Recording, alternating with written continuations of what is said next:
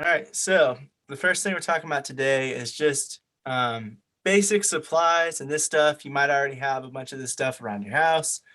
You might not. You might not even think about it. This is some stuff I definitely didn't think about when I was first starting, like my YouTube channel and like making videos with people. I didn't really think about all these things that I might need, and they definitely would have been helpful, especially when I was trying to set up certain things or do um, or just like create the stuff I wanted to create.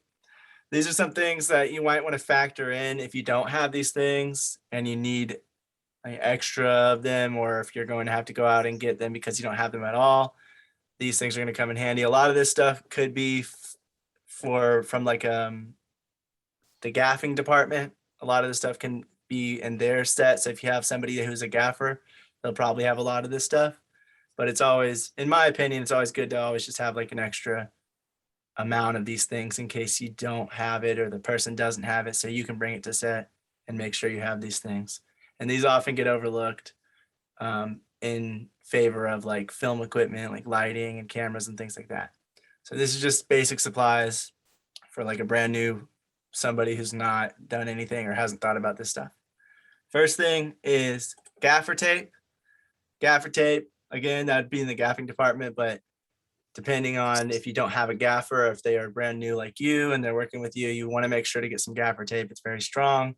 Unlike duct tape, it's not going to tear off things from the wall or the carpet or wherever you're putting it on. It's very good tape to be able to like hold firm, but also you take it off and it doesn't damage the stuff that it was attached to, which is why it's so often used in filming. Next thing is just, oh, go ahead. Duct tape, gaffer tape is amazing. I use it for everything. Yeah, Coda didn't get the hype until he used it. Oh man, it's great. Beyond filmmaking, it is great. At first I was like, what's the difference? And then I used it. I was like, oh, this stuff is amazing. Yeah. No, for real. Like I was like, it's tape. Like when I was first starting out, I was just like, it's tape. Like, what's the difference? Like I'll just get a bunch of duct tape and have different colors. And right when I got gaffer tape, I realized how much better it would have been if I would have just, because it's so much more expensive. That's the thing. Yeah. You know, it's like $20 for a good roll. A roll. And you know, you can get them at your local guitar shop. They sell gaff tape as well. Really? Oh, I didn't know that. I didn't know that either. Right? I was like, wait a minute. What do guitars use them for? They do band, you know, the staging and stuff for the band. Yeah, it's the same thing. So yeah, okay. I thought it was like for your finger or something, so you don't use a toothpick or I don't know. No, they use it to tape up the cord so people don't Not trip. A toothpick, a guitar pick. Oh my God, why does he toothpick? So yeah, gaffer tape's really great. If you guys don't have some, get some. It's worth it if you're gonna be filming anything. Taping up. And it doesn't stick, like it's not super sticky. Like it comes off super easy too. Like not easy to wear. Firm. Yeah, it holds super firm, but when you want to get it off, it comes off like that. It's super easy to get off. And I was pretty blown away by it. The next thing that I think is almost always overlooked is just regular office supplies. And, you know, you might have some of these, but you'll probably need extra stuff if you're going to be making a film. Stuff like pens, paper, markers, a printer, if you don't have one, is really good to have because you're going to be printing out scripts, forms, documents, signing things, printing out things for other people to sign, contracts, tons of that stuff. So ink for the printer, and the printer paper are all going to be more expensive than usual if you're using a home printer, because you're going to probably need to buy some extra ink for all these different documents you're making, or just have some extra in case, because you might run out. Printing out the script, if you have a feature film, you're going to be printing out 90 to 120 pages just to print out the script each time, and you're going to have several copies you're going to want to give people, and then you're going to have changes that are made, and you're going to reprint the stuff that's changed, and tons of different things like that. So printer and ink, I think a lot of people overlook that, but they're definitely super important for the administrative side of things when you're in pre-production or development. And the amount of people I know that were like, oh, I don't need a printer. And then they're like, man, how helpful would it? Because they have to print a crap ton of stuff that you never think about until you're actually Yeah. doing it. And when you Yeah. have to go all the way to the post office to do it every single time. Post office or the library or something, it takes time and it's annoying. So Yeah. I would definitely recommend that. A stapler and staples, that's again for all the documents to the contracts and things like that. You'll be using that. Hole puncher, binder, same thing. You might Not wanna to mention the have money you'd there. save too, dude. Because if you had to pay for all that, like it's a really good Folders, investment. notebooks, clipboards, thumbtacks, and the corkboard. That can be for writing scripts or for coming up with ideas when you're in development. Thinking of scripts, a lot of people will write them on their index cards, use thumbtacks and a corkboard to put them up, and then they'll just have like act 1, act 2, act 3, and have their scenes and what they want to happen in the scenes on each index card, and then they'll just rearrange them for and kind of get a overall view of what works. Not everyone takes this approach, but I think just having one of those anyway, just for random ideas or things that are need to be done, is very helpful. are Just to need have to them be up done? up somewhere where you're constantly going to be looking, so that you can constantly look at it, see what you still need to do, or what that script needs to have done, or whatever you're using that board for. And then you can take it down when you don't need it anymore and throw it away. And okay, I crossed something off the list. It's a little bit more, I don't know. For some people, it's better than just crossing it off a list, because it's easier to look around. You can have different colors of the index cards and things like that, so that it's just a little bit easier to kind of see what you're looking at really quickly, and just to start seeing that stuff disappear as you're getting it done. Some people No, trust me, as someone like who's that a lot. visually impaired, color coding, having things in different colors, you don't have to pay, like, you just know what everything is. It's so freaking helpful. I have like to-do lists in different colors by category on my little sticky notes and stuff, and it's the most helpful thing in the world. So yeah, those are just You like got some your basic pictures and shit. supplies that you're gonna need, or that it would be good to have. I mean, you might not need every single thing, but it's always good to have extra pens, extra pencils, things like that. Notebooks just for taking notes, and clipboards, things like that on set, especially for the producer and everyone else to have when they're carrying around their storyboard or the shot list or the camera report, audio report, those kinds of things. It's always good to have it somewhere to write on and something extra to have. And if they lose their pen, to have extras around. So it's also good to have it as opposed to having to write everything on your phone, because while you're on set, having to constantly check your phone for stuff, you'll be a lot more tempted to get easily distracted by looking at other things or getting notifications or stuff like that. Now there are like functions, I know my phone has it, where you can like turn off notifications, so it's so you get less distracted, and you can, for specific things, so you only get notified of like urgent things or whatever. But it's still better to have the pen and paper or the notebook or whatever, as opposed to relying on your phone for everything. It's a lot easier to get distracted. next thing on the list that I would say is medical tape. Medical tape can be used for like a lapel or lav mics. If you're attaching them to people's skin, medical tape's good for putting on people's skin so it doesn't do anything. Some people use gaffer tape and they just put it on the inside of the shirt, but that can sometimes ruffle around and make more noise than if you're attaching it directly to somebody's skin. And the medical tape will make sure that it's not going to damage their skin in any way. So you definitely don't want to put like duct tape or something on somebody's skin and then yanking it off when you're using a lav mic.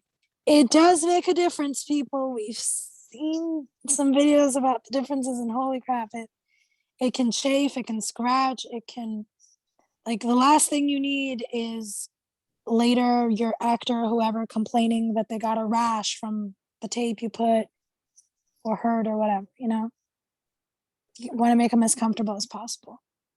Next thing I would say is paper tape. Paper tape, I mean, it's not as needed because you can use gaffer tape for this reason, but I would say paper tape because it's a little bit cheaper.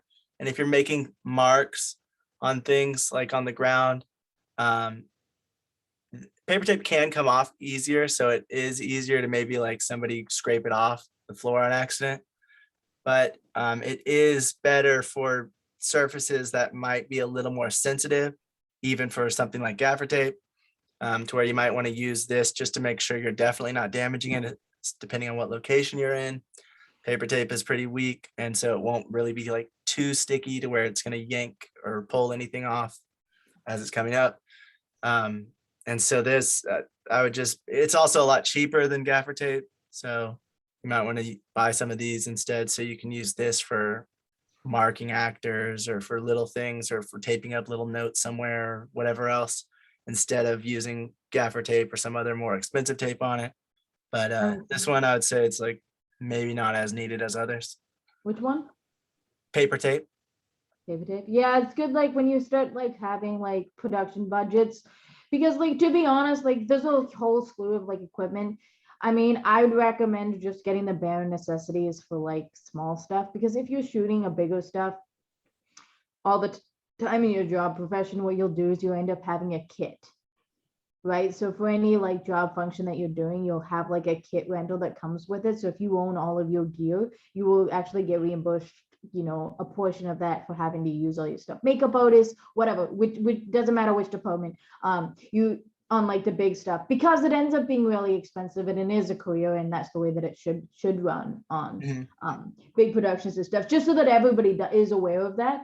I mean, on small stuff, you will waive your kit fee, even if you're getting paid, like on some indie stuff. I know that happens a decent amount depending on the budgets and stuff. So knowing when you're helping out a smaller production versus when like somebody's trying to like swindle you down too far. So to be like, whatever you're doing, be sure that you are paying attention and notice the difference between those two. Because one is like, it's very nice to do, but then you don't want to like, because there are companies and stuff that will take advantage of that. So just be careful.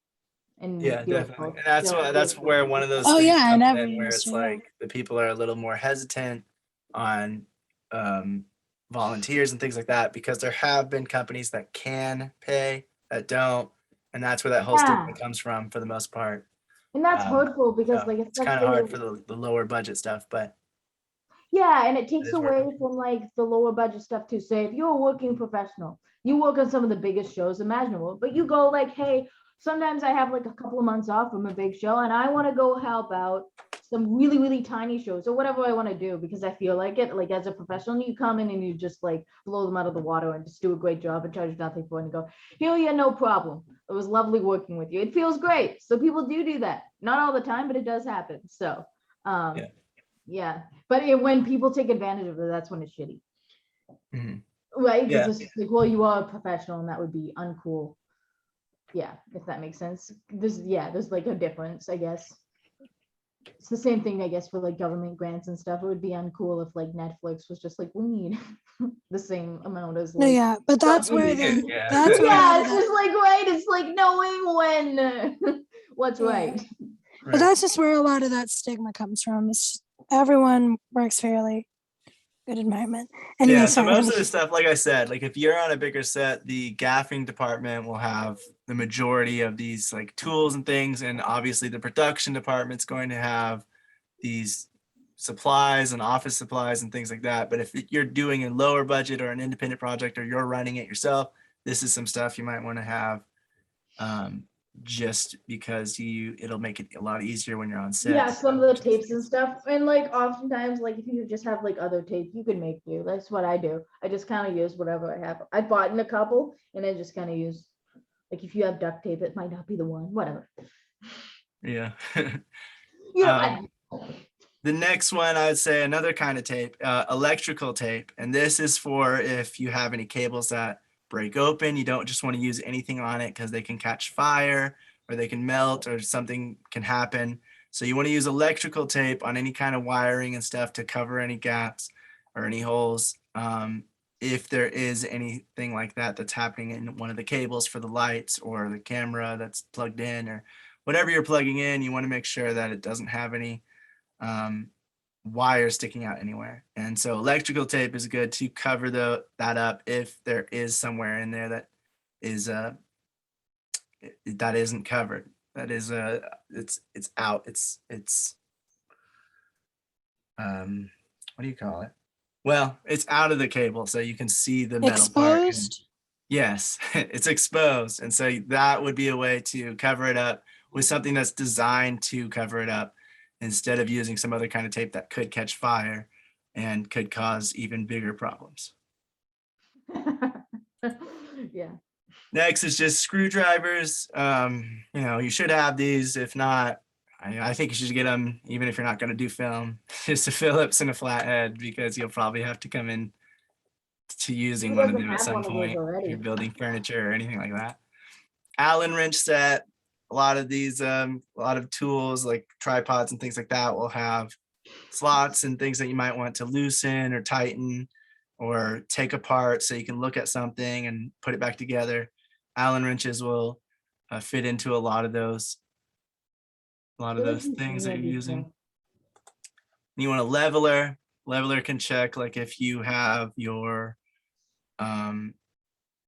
it just makes sure that everything's even. So if you're setting up a shot, you want to see and make sure that it's even. If you don't have the little bubble on your tripod, you can check with the leveler. You also might just want to see if the ground is even, to see if for like a dolly or something like that, to see if it's just gonna if it's going to start leaning at any point or tilting. You kind of want to check it with a leveler just to see, because our eyes can make it look like it's even, but really it's leaning back or forward or right or left. And so this will just show you if that is happening, and then you can compensate for that or figure out what you want to do. So having one of those is good. There's a wrench and bolt set, same reason. Some of the tools you might need, like sliders and things like that, they might need to have these kinds of tools instead of an Allen wrench. Or you might need to put something together to hold something up, so having just regular tools like that. Measuring tape, just to see how far away. This is good for using for focus. This is good for seeing how big the room is, or how long that you need to cut something. If you're trying to cover a wall, how big you need to make it. However, whatever you need, a lot of those things, you're gonna need one of these to see how long it is. It's not gonna be like a ruler. Where a ruler, you'd have to like pick it up and keep placing it and marking where you're putting it. And it has a lot of error if you mess up at all. You want to get measuring tape just to see the entire distance at once.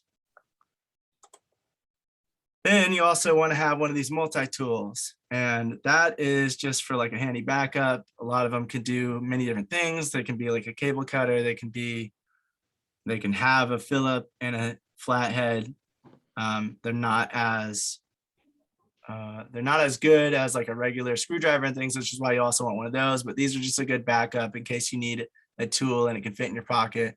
And they have a bunch of different things, like a little knife, maybe a little, like I said, cable cutters, little screws and little like bottle opener type things and things like that you can use a lot on different pieces of equipment. Pocket knife. This is for cutting whatever you need to cut. If you're using a rope, if you need to cut some kind of cable, if you're doing whatever you're doing and you need to cut something off, or you're cutting cardboard to put on a window, or whatever you're doing, you need a box cutter or a pocket knife. I mean, not a box cutter. Pocket knife, that way it's a little bit more sturdy. You just want to make sure you're careful on set. Hammer and nails, obviously hang up anything. If you need to hang up, maybe you want to hang up some sound blankets on the walls. Hammer and nails, nail it in. Utility belt. This is one, this one's maybe you want it, maybe you don't, but this is a good way to have, like, you can have a walkie-talkie attached to it, and you can have the different tools, and you're carrying all that. Again, if you have a gaffer or something like that, they'll be the ones that are probably wearing this, maybe your first assistant, camera, and the PA, they might have their own. So you don't necessarily need one of these, but I think it's good to always have a backup in case you're getting new people and they don't bring this and you need them to carry around some stuff. Or if you just need to carry around some stuff yourself, getting a utility belt. Flashlight, headlight. You might need to see in dark spaces. You might not have electricity where you're going, or you might need to see the breaker box to see what kind of electricity you can use. And so having something to light it up that's not just your phone will be beneficial. First aid kit, if anything happens and someone needs a Band-Aid or someone needs some emergency like gauze and stuff like that, you have a kit just in case. you should have somebody on set that kind of knows that stuff. Especially the larger sets, you're going to have somebody that's specifically there for that, like a nurse on set or something like that. I was gonna say, if you're working on a tiny set, you can get a basic first aid kit, like a little baggie that comes with like gauze and band-aids and like basic disinfectants and some Advils and stuff like that. You can get it at Walmart for pretty darn cheap. I'm pretty sure there's like on Amazon and stuff too. Ours, I'm pretty sure, was from Walmart, but it was from our roommate had it, and then I just bought a few extra things and put in it. So it was pretty cheap to assemble. Yeah, I mean, you don't have to get the most expensive stuff. Yeah. Yeah, I mean, like, Yeah, just having something for an emergency. Yeah, if someone cuts themselves or gets, yeah. something like that, You you got gotta. yourself. Yeah. So yeah, it's just good to have that on set just in case. Phone chargers and a portable charger is also good to have, especially if you are someone who doesn't like to use a notebook or something like that. If you're going to use your phones for the chargers and they keep walking away, and I'm starting to get pissed. What? I said I keep buying brand new chargers from a flipping phone, and they keep walking away. Keep them in your pocket. No, I mean, like, it's in my house. Oh, I gotcha. Like, who the hell is, you know what I mean? Yeah. But yeah, having extra chargers on set just in case somebody else needs to charge their phone, if they need to do, like, if a producer needs to make calls and things like that, they want to have a charger so they can keep their phone charged. A portable charger if you can't plug it into a wall or if you don't want to. My advice would be have one in your purse, have one in 2 different rooms of the house. But if the portable chargers, you can get them I would say at least 2. Get one small one that fits in your purse, and then there are cases that can charge, or there's just charge them overnight. Just always remember to charge them overnight before any specific thing.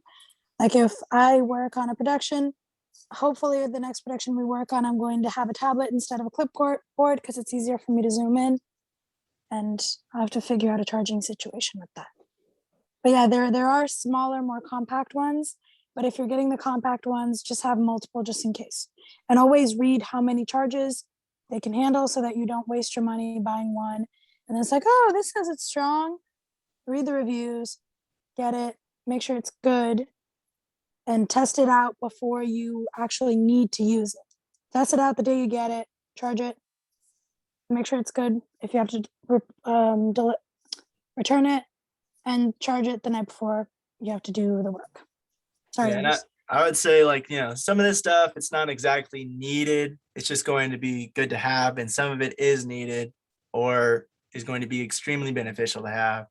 And it just depends on your set. But like a lot of this stuff gets overlooked or not thought about, but it's just stuff a lot of people have around their house already in their possession that they could bring to set. If it's, if it's your set and you don't bring this stuff, then that's more on you than anybody else. If you didn't check if anybody else had this stuff and they're bringing it. So this is just some stuff that you might want to bring to set or think about in the future, especially those office supplies that I feel like it's left off of everybody's budget and everybody's mind. And then they're not thinking about that stuff until they need it.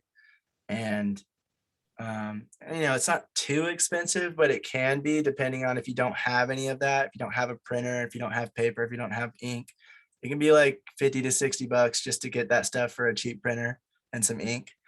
And that adds a little bit of cost depending on how micro budget you're trying to get. If it's too small, you might as well just join somebody else's film. No, I don't think so. I think you can make a film. You can make stuff if you have the means. If you have the, I mean, like if you have absolutely fucking dip all, I mean, like you're just having a phone on your phone, which is fine, I guess, whatever. No, I mean, our set was small and we managed to get most of this equipment. Like it's not that heavy, it's not that big. Yeah. If you can basically bring it in a backpack, or put some stuff in your laptop case, which is what I did. My laptop case had like my charger in it and and dust protectors and the first aid kit and stuff like that. Even still, I'd say like all this stuff added together, if you don't have it, would be, you know, maybe $100 to $200. And if you're not factoring that into your price at all, then it's just an extra expense that you didn't think of. And you want to have some buffer room in your budget. If you're able to have a decent budget, you still want to have some buffer room. So you don't want to have little things keep chipping away at it. And so that's just why I Especially keep some of this stuff in especially mind. because if you're working like volunteering on a set, or if you're working on a medium-sized set or even bigger, and they don't have that, and you just so happen to have brought it or have it somewhere, they're gonna, she's always prepared, he's always prepared. That's interesting. You know, it also shows professionalism in a way. We're not saying you all have to buy this or need, of course not. We're just saying stuff that's interesting to keep in mind when you're either in a small production, in your own production, or just That's true, within like relative means too, right? So it's just like, yeah, it's good to have the stuff that you need. But I mean, like if you're volunteering and it's your first day on something, they're not really going to expect you to, but you will have to get it depending on what you're doing. But yeah, definitely if you've set your eyes on something or a specific job that you want to do, you might as well invest in the gear and then just pick one and just go for it until you start booking tons. It works. Yeah. Does anybody have any questions or Unless comments like or it anything doesn't else and to you add? fail at What's it that? for some reason. If you just suck at that, whatever, and you're just not meeting the requirements, for some reason you want to be a boom guy, but no matter what you do, you can't hold the boom. Well, I guess you're gonna have to pick something else. Yeah. I mean, yeah, if you can't do the takes a job lot of or if upper you don't body want to. strength. Right. Well, you got to learn the techniques of how to hold it without tiring yourself out, things like that in that instance. Yeah, that is Yeah, where, like I no said, matter most what. of this I was talking more about like if you were trying to make your own production, this is stuff you need to think about because you're the one who's going to be in charge of it. If it's an independent production that you're creating yourself. If you have a bigger crew, if you have people that know what they're doing, a lot of them are going to have their own stuff. That a lot of this is already going to be covered. But if you're trying to make your own production and you have new people who might not know as much about what they should be bringing or what they shouldn't or any of that, this is stuff that you need to keep track of and make sure that you probably have it on set because it's going to help in the long run. Does anyone have any questions, comments, or anything to add to that? Anything I left out that you think is important that gets overlooked by new productions? Don't shoot something that you don't have the budget for. Did you mention a flashlight? Yeah, I did. Okay, yeah. That'll be it. I think that's the only thing. Oh yeah, yeah, definitely. Because flashlights definitely get overlooked, and most people have them in their house, and they don't think they need them because they're going to shoot outside. But then they realize they got to go underneath a porch or something where it's pitch black and sun's Or not they there. don't think they need them because, I have my phone now and my phone covers almost everything. Yeah, until your battery dies, and then what are you gonna do? I mean, it's not as bright as an actual flashlight either, so there's that too. That too, yeah. But I'm just saying, a lot of people rely on their phones for every single thing, and that's just eating up the juice of your phone. And also, a little flashlight is a lot brighter than the flashlight on your phone, and it's small. You can literally fit it in your pocket. We have one in our closet. Yeah. All right. Well, anyway, that's just like some basic stuff I want to keep in mind.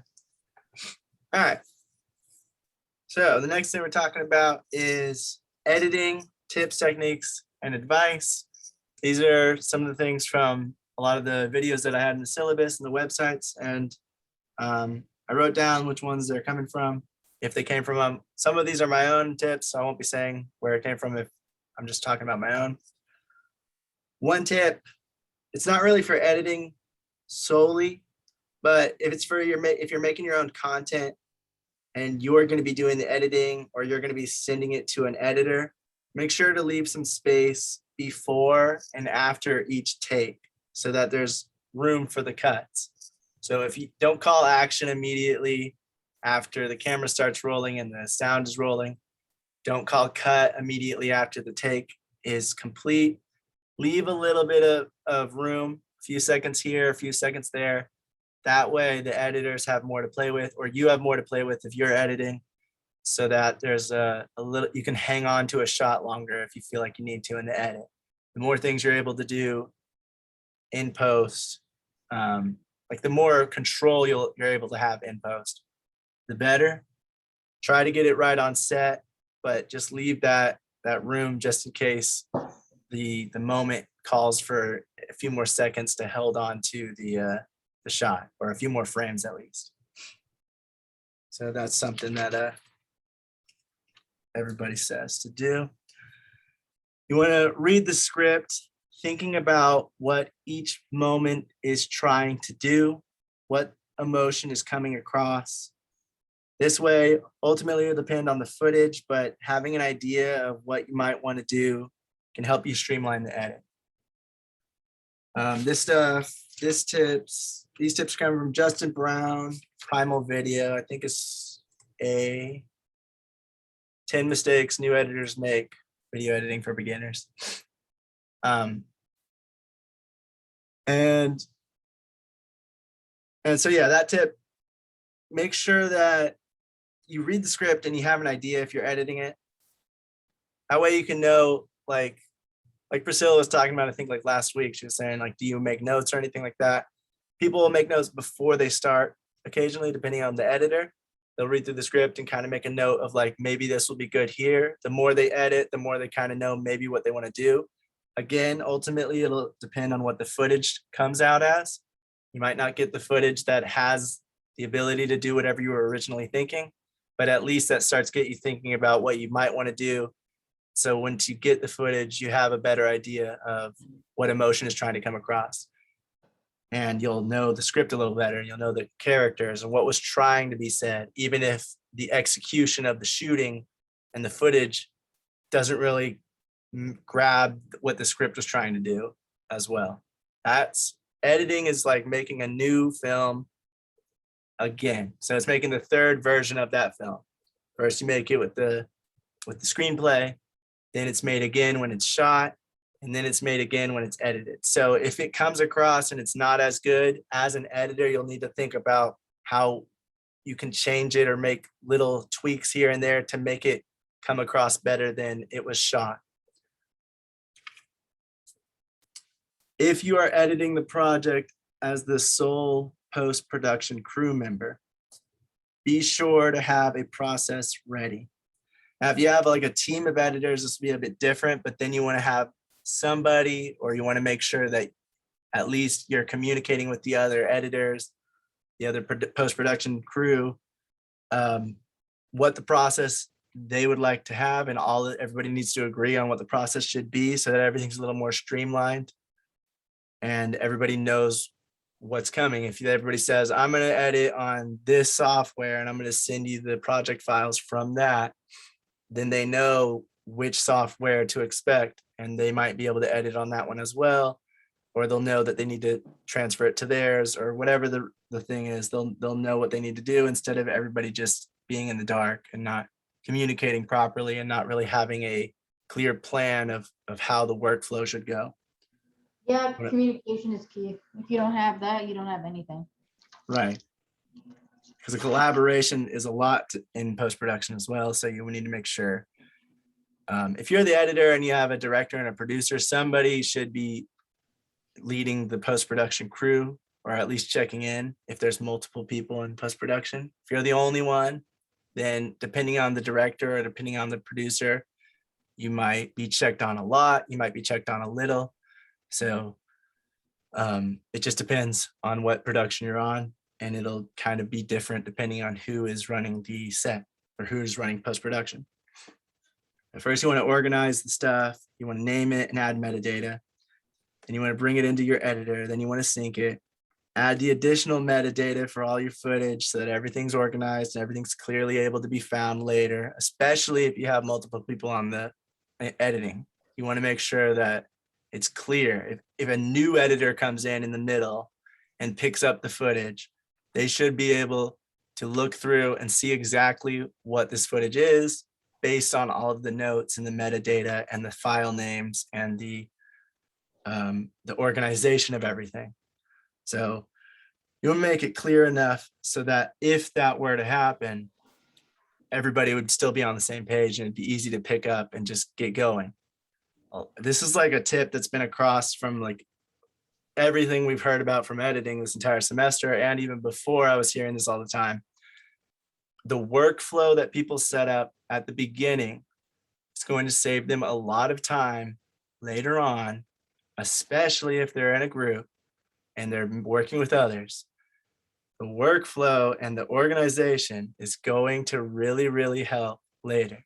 And they say a lot of people, especially when they're first starting out editing, they just leave it a huge mess. They put it in as it comes in through the dailies, all the footage, all the audio.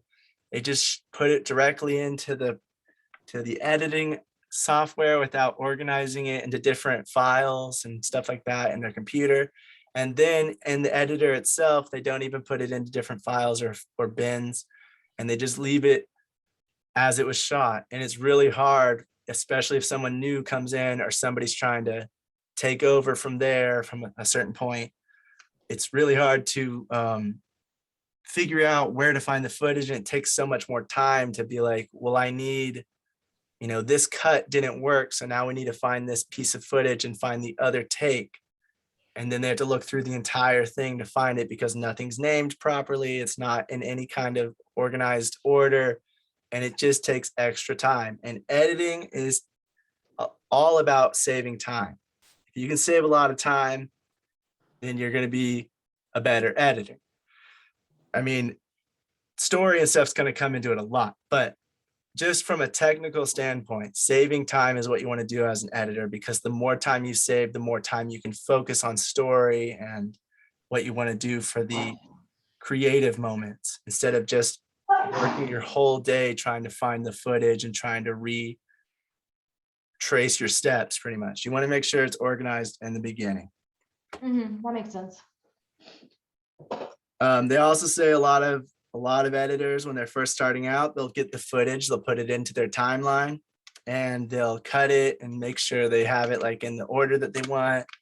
And then they'll start working on the color grade and the visual effects and sound mix, and they'll start messing with all the sound and trying to make it sound good because it sounds ugly, and oh, the color looks wrong, so I'm gonna do a color grade. But that's just on one piece of footage, and they need to make sure that when you are editing, you want to put the footage together first, have a rough cut, and then just get feedback, and then keep doing that until you have what's called locking the picture, which means you're not going to mess with the picture anymore. You have it as good as you think it can be, and then move on to the steps of sound, color, and that stuff. Because at the end, you might have a great little scene or a little snip of shots and clips put together, but once you put it together with the rest of the scene or the rest of the project or film entirely, it might not even work and you have to take it out. So if you're doing color grading and you're doing sound and you're messing with all this stuff before you're done with the picture altogether, then you just wasted a bunch of time that you didn't need to even spend on that stuff, on the color grading, on the sound, because that file is not even going to be used, that clip.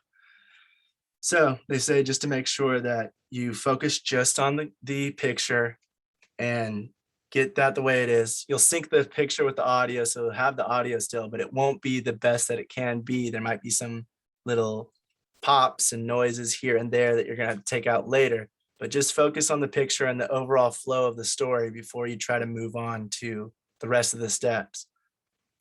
Don't move on too early. Focus on one thing at a time. What two things if you work better with two?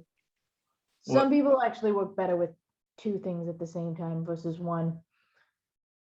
But in editing, you don't want to work two things at once. You don't want to do the picture edit while you're doing the sound edit, because you don't know if you're going to use it. I was thinking about something else. Okay. Sorry. Yeah. No, yeah, like you can do maybe like visual effects with sound or something, but I would still say focus one thing at a time. Just because you don't even know if it's going to work. You don't know if you're going to use it. And a lot of editors together, and then you realize, oh, this clip isn't working. A lot of editors were also saying like it's easy to get distracted when you're working on multiple things at once because you're not concentrating fully on that one thing. An editor's job is to basically analyze the footage up and down before,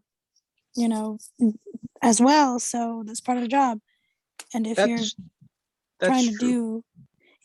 trying to do so many things at once, you might miss out on something. No, yeah, definitely do systematically. Do one thing at a time, get it done, and then do it well. So you don't have to go back.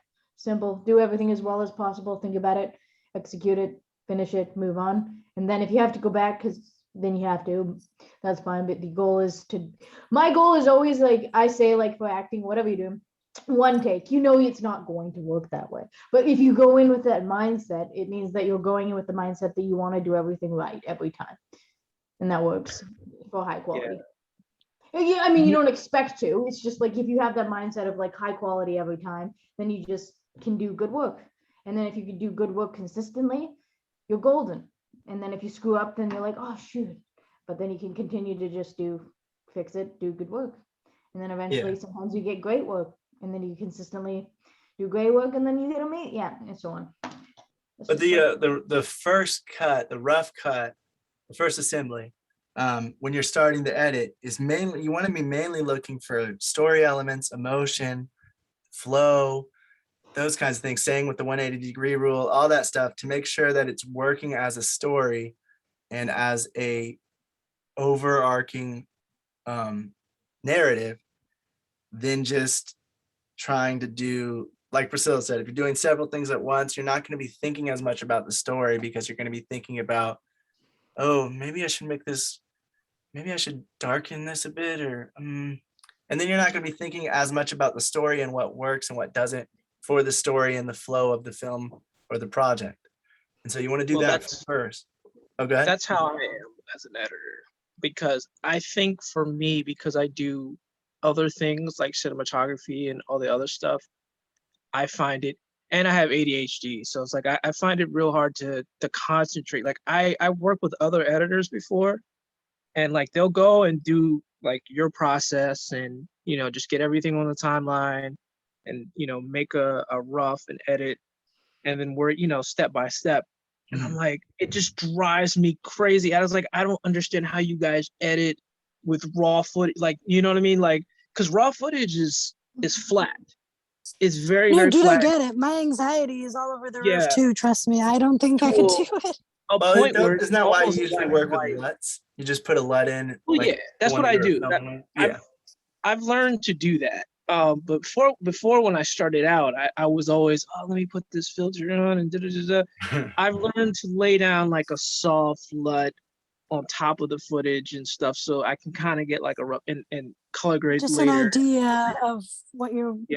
But I totally agree with what Coda is saying. Like that's the proper way to do it, and actually, it's the more time consuming way of doing it. Because if you do it the other way around, you actually waste a lot of time. Like you won't get anywhere because you're so focused on all the minor details, as opposed to getting it done. But my style, the way I go about it, is that I lay everything on the timeline and I just give like a really, really no L cuts, no J cuts or any. Just put everything down like very barbaric, and then I'll start to work in the cutting, the L cuts, or I can edit around and sharpen it up and make it look a little bit better for the rough.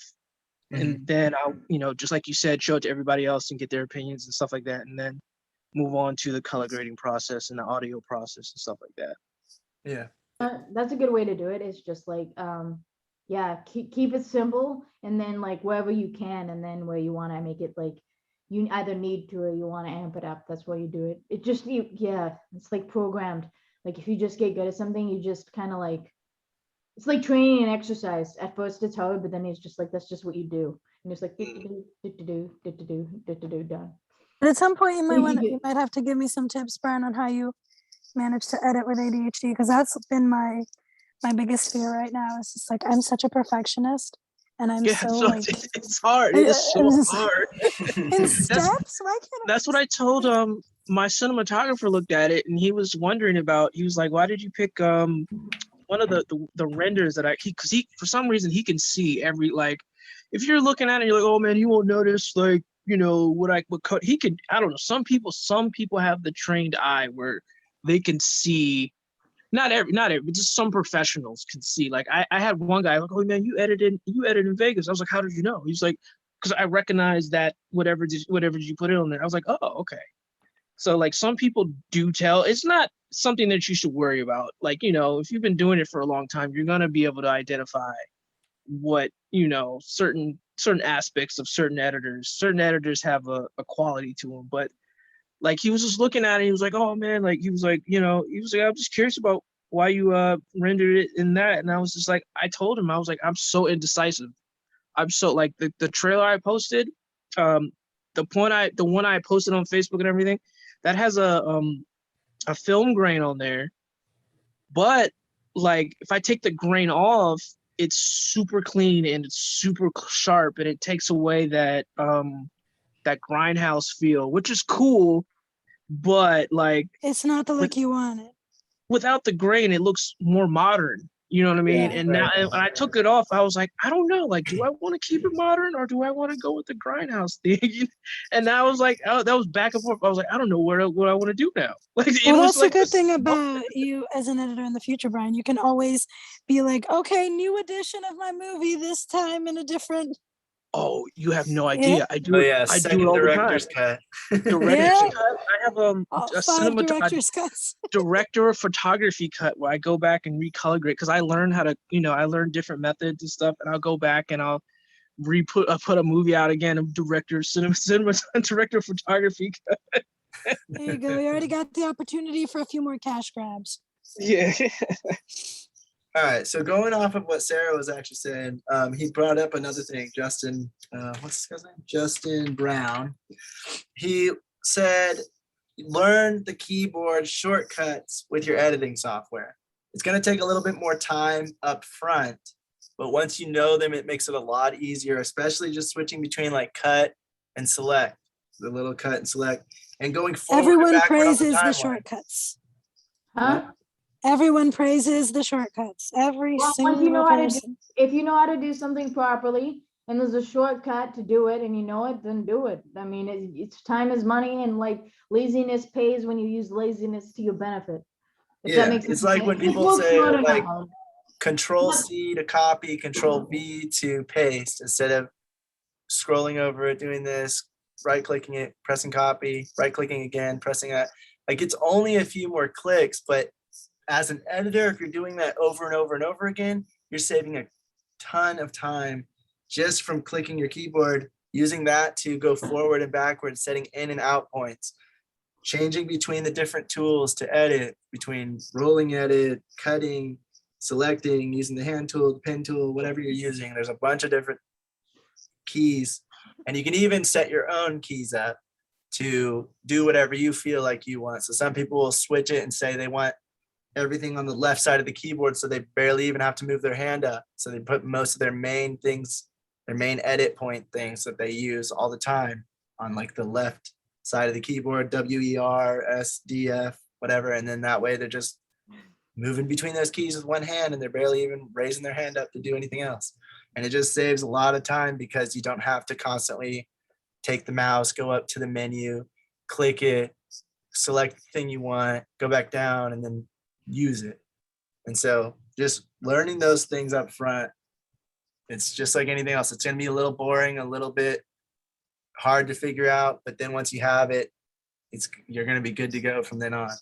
It's kind of like learning typing at for the least first learn time. the main ones like select and cut, and then as you see how much easier that can get, start working on learning the rest. But those two especially, I would say.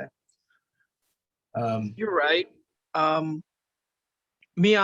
For me, I know all the shortcuts, and I know like some shortcuts for me are just not worth it.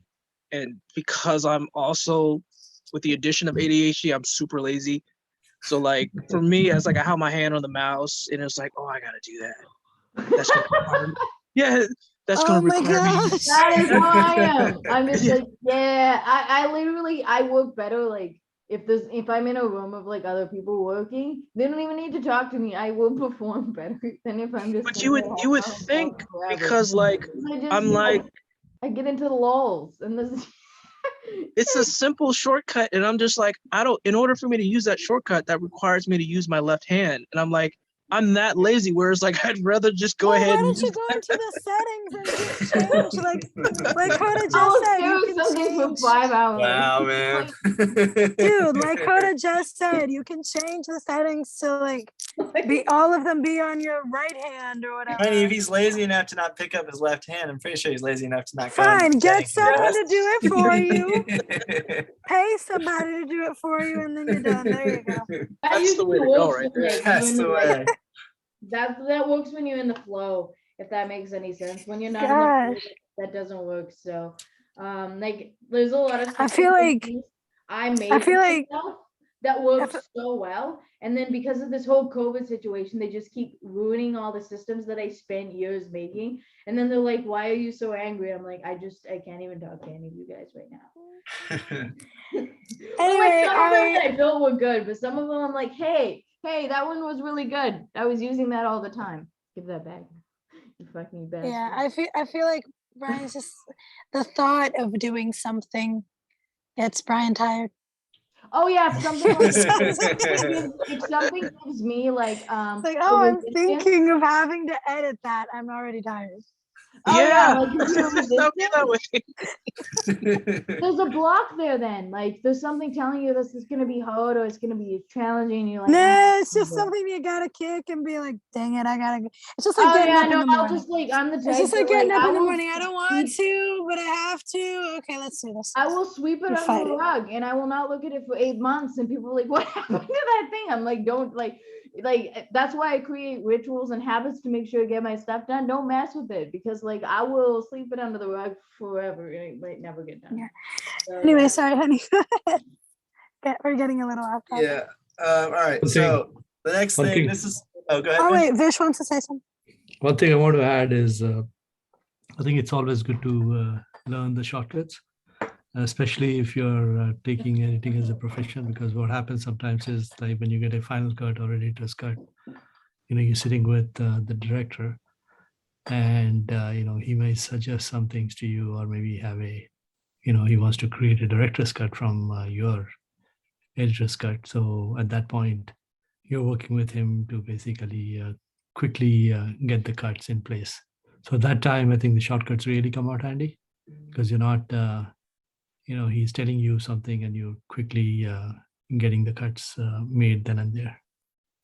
So that's That's it's a true. good That's thing. the best way if you do it right away, definitely. That's true because like you don't want to keep the like you're also gonna have producers and stuff in there watching it, and if they need you to edit something out, depending on how big the set gets, the producers are going to start getting their hands in on it occasionally. So if you're trying to get that level, then yeah, you definitely need to learn the keyboard shortcuts because you want to do things really quickly. Oh, you want that? So there. Is So the that better? problem, Yep. So yeah. So the problem comes when you are dealing with one or two different editing tools. That's when I think it messes you up because you're always like, you're familiar with one tool and you know the shortcuts. It comes naturally to you, but when you No, put it yeah, in- I compare it to chess and and checkers. then when you It's like, switch it, what do you do with it again? Oh wait, Yeah, like if you can get good at a few things, but once you start getting up to like 15 things, it starts to become like taxing. Because you can get like, or like whatever your number is of them, like you could be really good at like, you could like, I've learned ways to stack. So where it is where if you get really good at something, you condense the file. So what you do is you just smooth it out so much that you can condense the file so it like runs so smoothly, you don't even need to think about it really at all. And then you can do that for as many things as you want. But as soon as you start getting up there with a lot of things, it starts to get hard to do the fast switches. Oh man. I think it's just because all the editors use different shortcut keys. So Well, I mean, know you something might be able to get map them to how you had them on the other one, but that would take time prior. So if you're switching over to a new editor and you're used to working with Avid or something, and you're all the keyboard shortcuts for that, you're going to be clicking those when you're switching to a different editor, and you're going to be pressing the wrong thing. I feel like it's just like you're about to work on this new editor. You don't even think about it. At a certain point, it's just instinctive. Like, I don't know if you guys have this thing where when you switch the location of apps on your phone, you instinctively press the button of where that app used to be because like, oh, that's where it used to be. You don't even think about it. And I feel like when you're editing with a different system, it's the same thing. You just start clicking buttons because it's like, oh, it's this, without even thinking. It's just like autopilot at that point. But then you have to remember, oh wait, this is something else. And you have to re-remember, okay, this system is this, because you're so used to it. I wonder if going back and forth, like if you're constantly doing like one this, one that would help, or if it would just make things take I don't longer. know. It's like going to place, like I play on Xbox, and going to PlayStation with the square and the triangle and stuff, it confuses the crap out of me. So I think it would to be. this day, I to think this it would day, be. I will still tell Coda, I'm like, wait, is it red? Is it blue? Because I'm used to the PlayStation and he's used to the, so he's like X, and I'm like, what? The triangle? And he's like, no, X. I was like, which one's X again? I mean, I grew up on the PlayStation more, so I still have not memorized the stupid keys. It's very annoying. Oh yeah, that's me. Like, And I played it for always so switch long. the video games around on me. Like every time it's a new system, it's a new game. I just like roll in. That's just my thinking. As I just, the surprisingly low, you do get good at it. So you relearn it, whatever. Like the keys are different, but for video games or whatever, and like if you're good at like other video games, it carries over. It's the same thing, I'm sure, for editing. Oh, but I have a It question. carries over. I have a question though. Like, we're gonna learn deeper about specific editing softwares later on, if I'm not mistaken.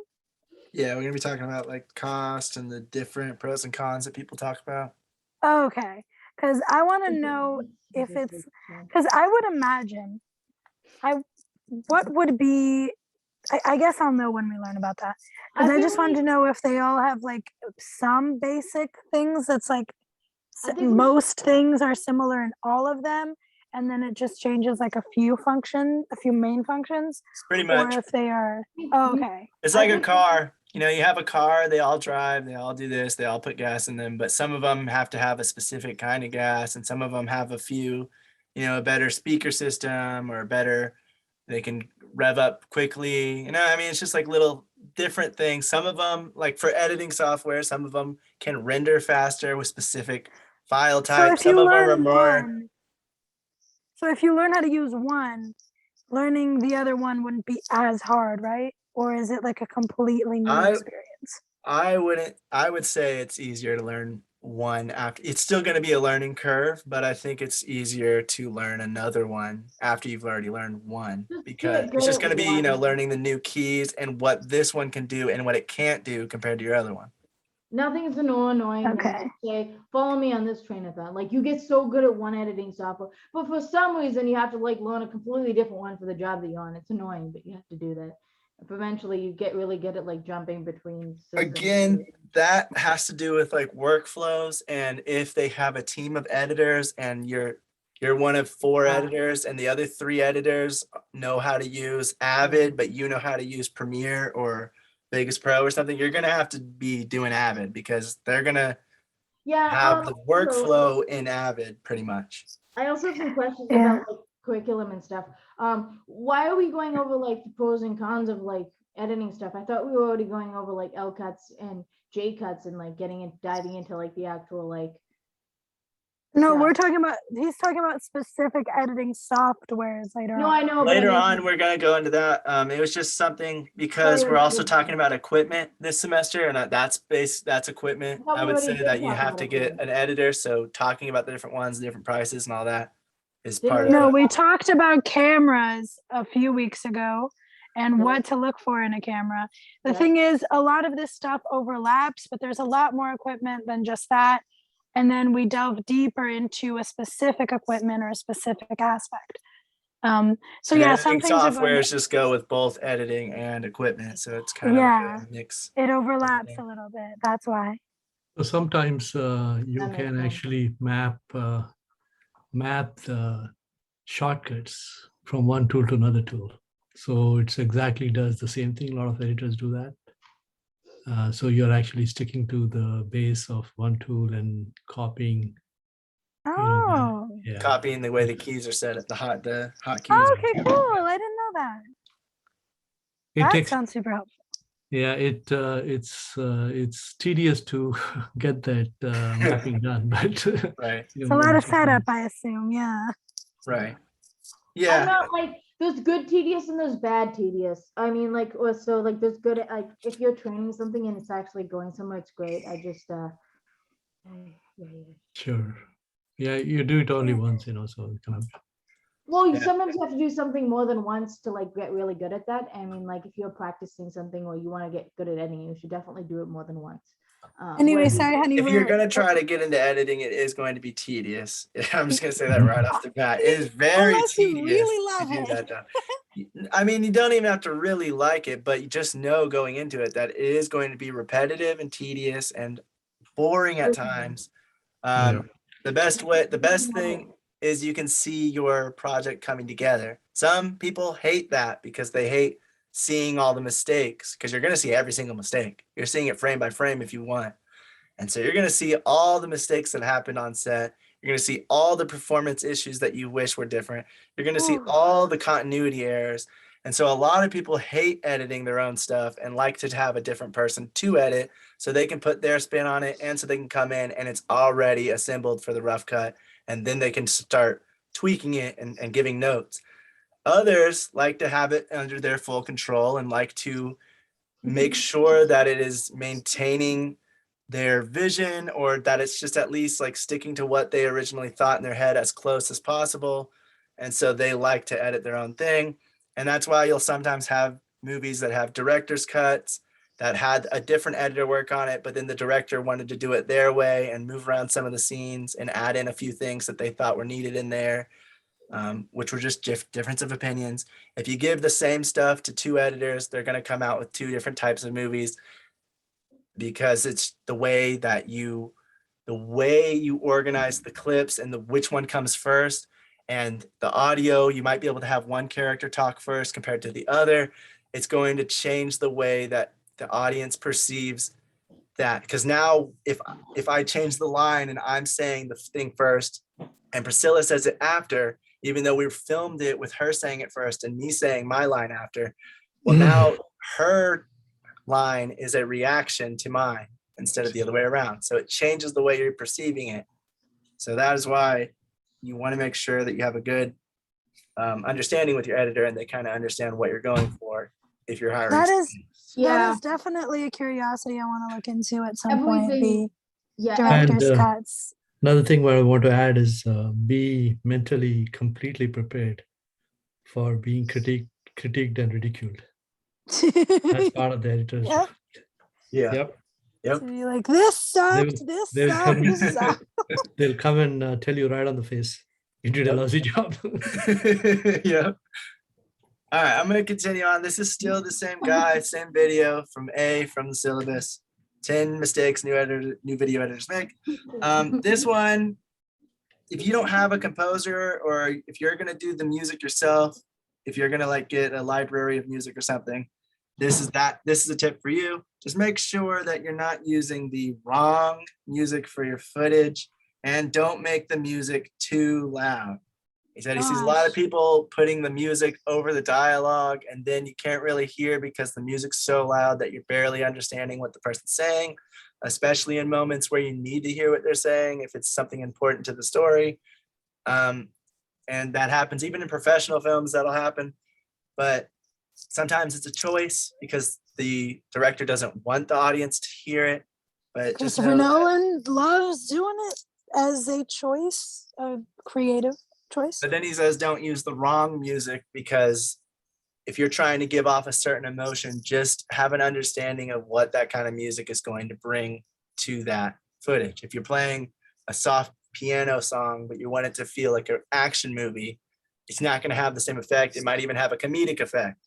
So just be aware. Obviously, that's a extreme example, but just be aware that not every kind of music is going to work for whatever kind of footage you're doing. So if you are over the music, or if you're going to do your own composition, just what kind of emotion are you going for, and try to figure out what kind of instruments and what kind of music would line up with that the best.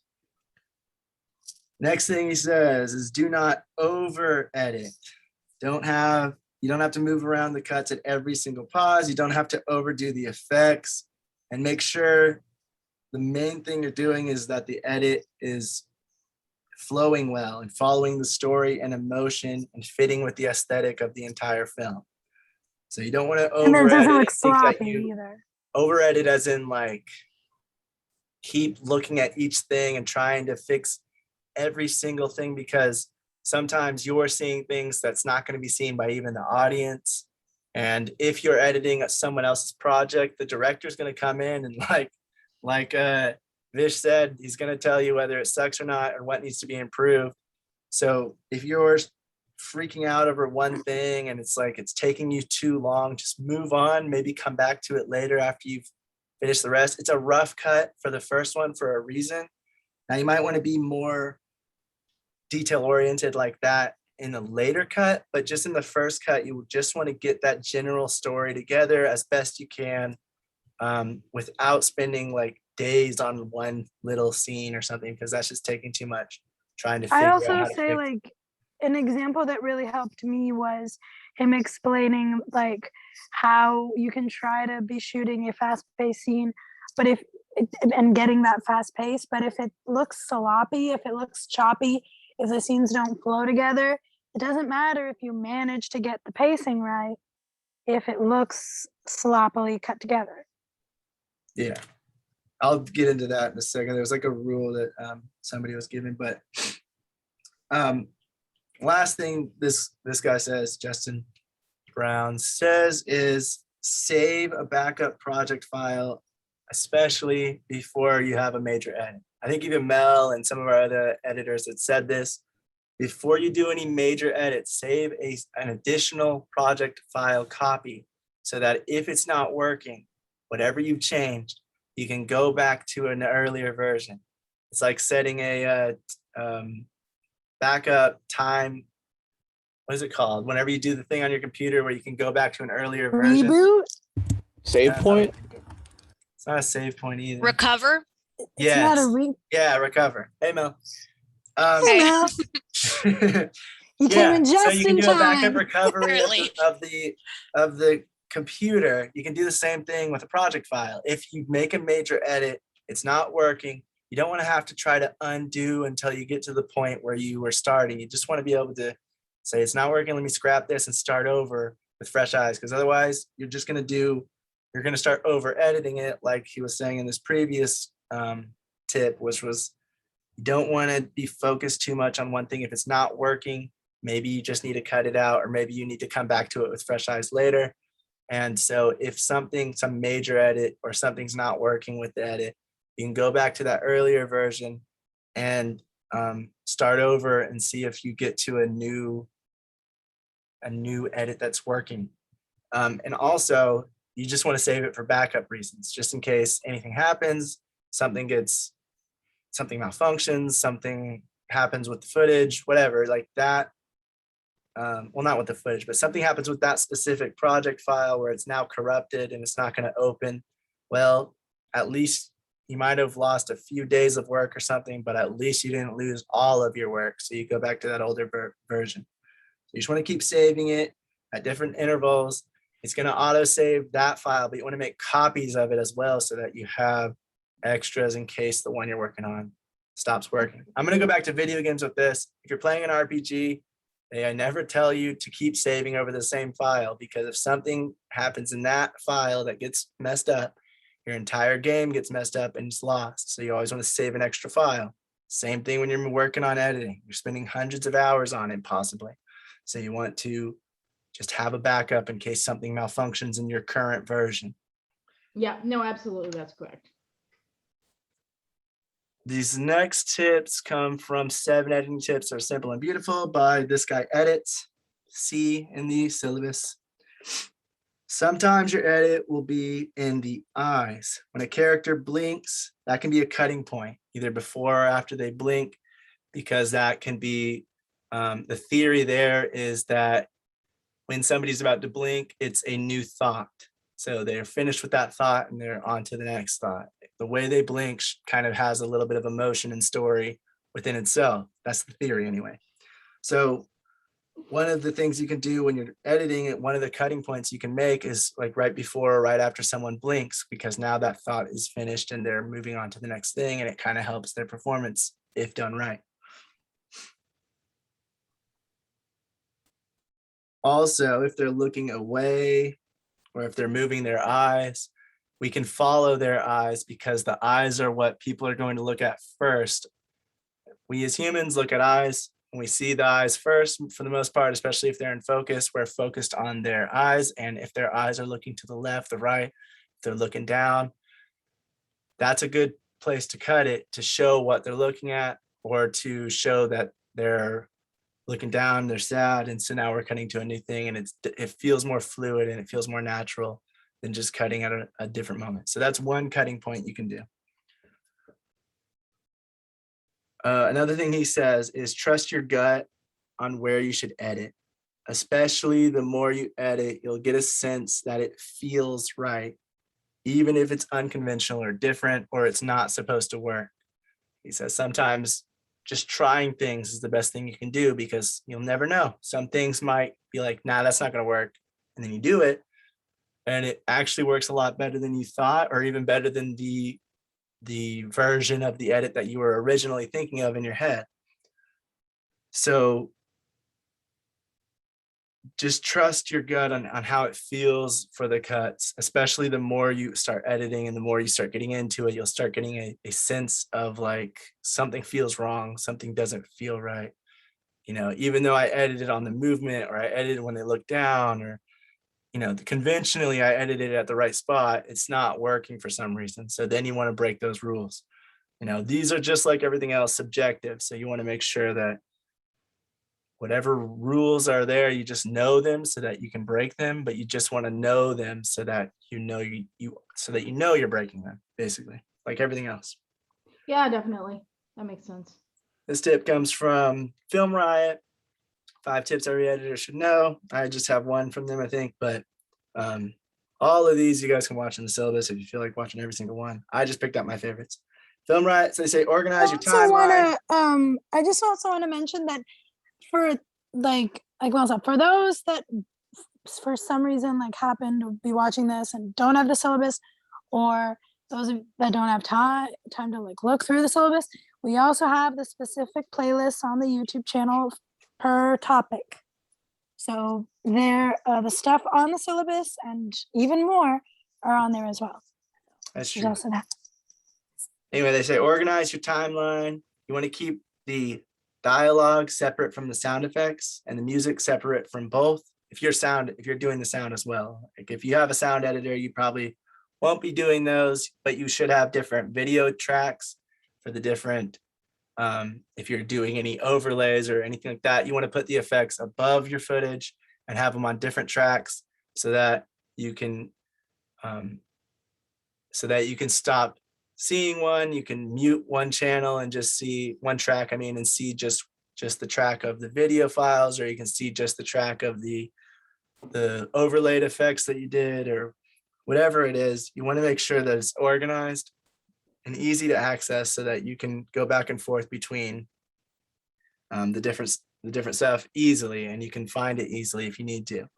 Especially if you're going to edit the audio, that you need to make sure you're keeping it very organized, because it'll be a lot easier for you to find something that's not working. If it's a gunshot in your thing and it's all the gunshots are too loud, well, if you had all your gunshots on the same audio track, all you have to do is take that audio track and turn the whole thing down a little bit, and then you just listen to it again and see if it worked for each one, instead of going individually to each and every audio clip that has a gun sound, a gunshot sound, and lowering the volume that way. It'll save a lot of time just to have it on its own separate track. That's brilliant. I love that idea. Yeah. It also says, you can color label your things in your editor. So different footage, you might want to say scene 1 and color it green, scene 2, color it yellow. That way you can just very easily see all the different footage. You might want to do coloring it by character. If it's sound effects, again, you might want to color it by gunshot. You might want to color gunshots purple and have dialogue red. That way, if anything gets mixed up, or if anyone else is getting it passed on to them, it's just a lot easier for everyone to understand what everything is, and it's a lot more organized and easy to figure out.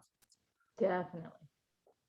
Next one I'm going with is G. This is by The Film Look, 5 Essential Editing Tips for Short Films. One of their tips is to cut on action, or to cut on eyes and to cut the blinks. Make sure you're following the story first and foremost. Don't cut on action if it doesn't make sense to the story. But cutting from one angle to another in the middle of an action can work better than cutting right before or after it. So for instance, if someone's going to reach for a cup and you have a wide shot of them going for that cup, and then you have a close-up of the cup and they're picking it up and drinking it, or they're setting it back down, that could be a good cutting point if you're going to use that clip. But don't just show the cup if it's not important to the story. Maybe next to the cup, there's a notepad that has some notes that are important information for the viewer to see. And so that's going to be in focus for the close-up. Well, whenever you're making the cut from there, from the shot of them picking up the cup to them setting it down, while they're doing that movement would be a good way, somewhere within that movement is a good time to make the cut, because then it flows well and it's easy to follow for the viewer.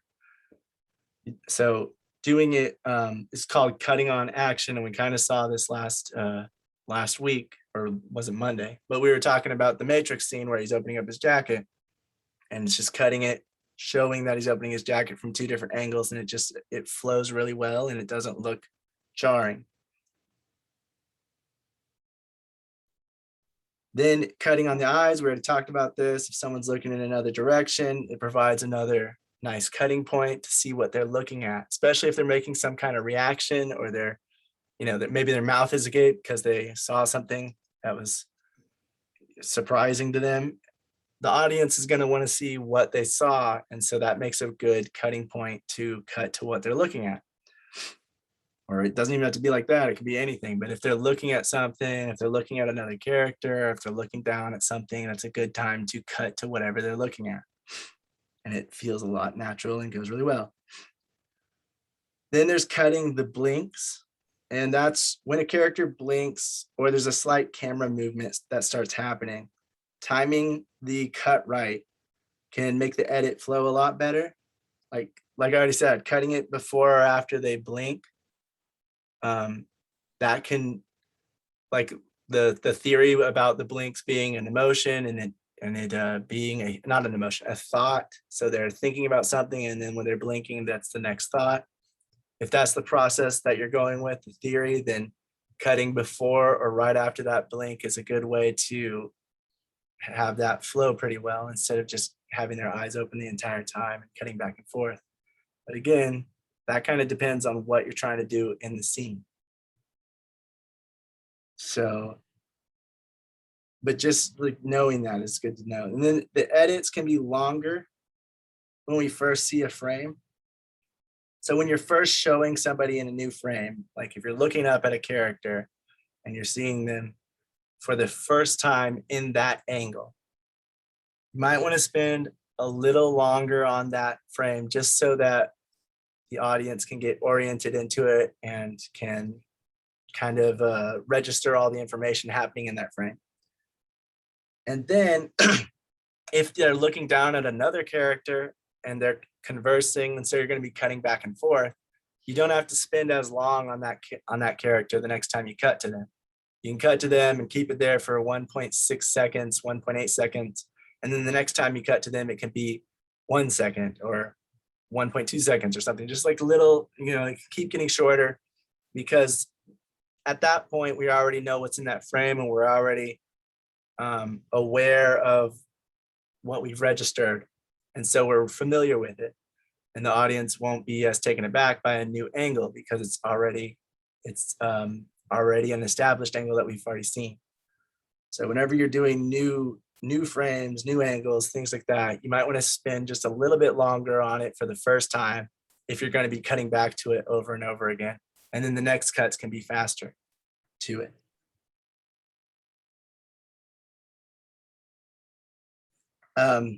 This one actually we saw I guess it was Monday, whenever we saw the Matrix shot where he's opening his jacket.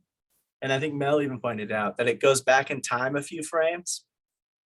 And they were saying, the film look people, they were saying in quick action, you might want to go back a few frames on the cut just to allow a bit of time for the audience to register everything that's happening.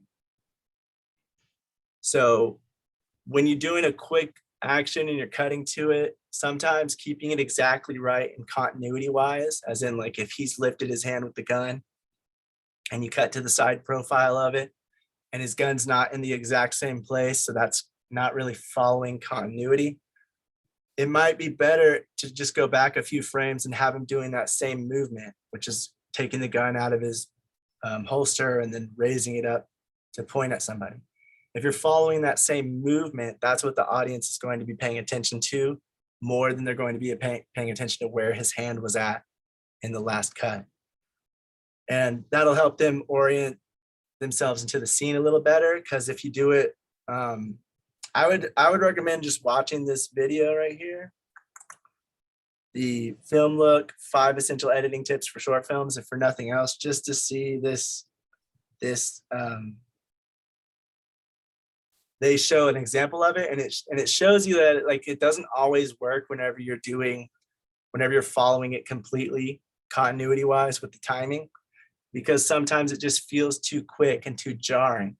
So going back a few frames, even if it's just a little bit, as long as it's still flowing in that same movement, it's not really as noticeable, and it does help to keep you interested and grounded in what is happening in that particular scene. I would like to also add there is that it also helps you lead the viewer into the next scene. So it's like gradual process rather than a rapid cut. Let's see if I can.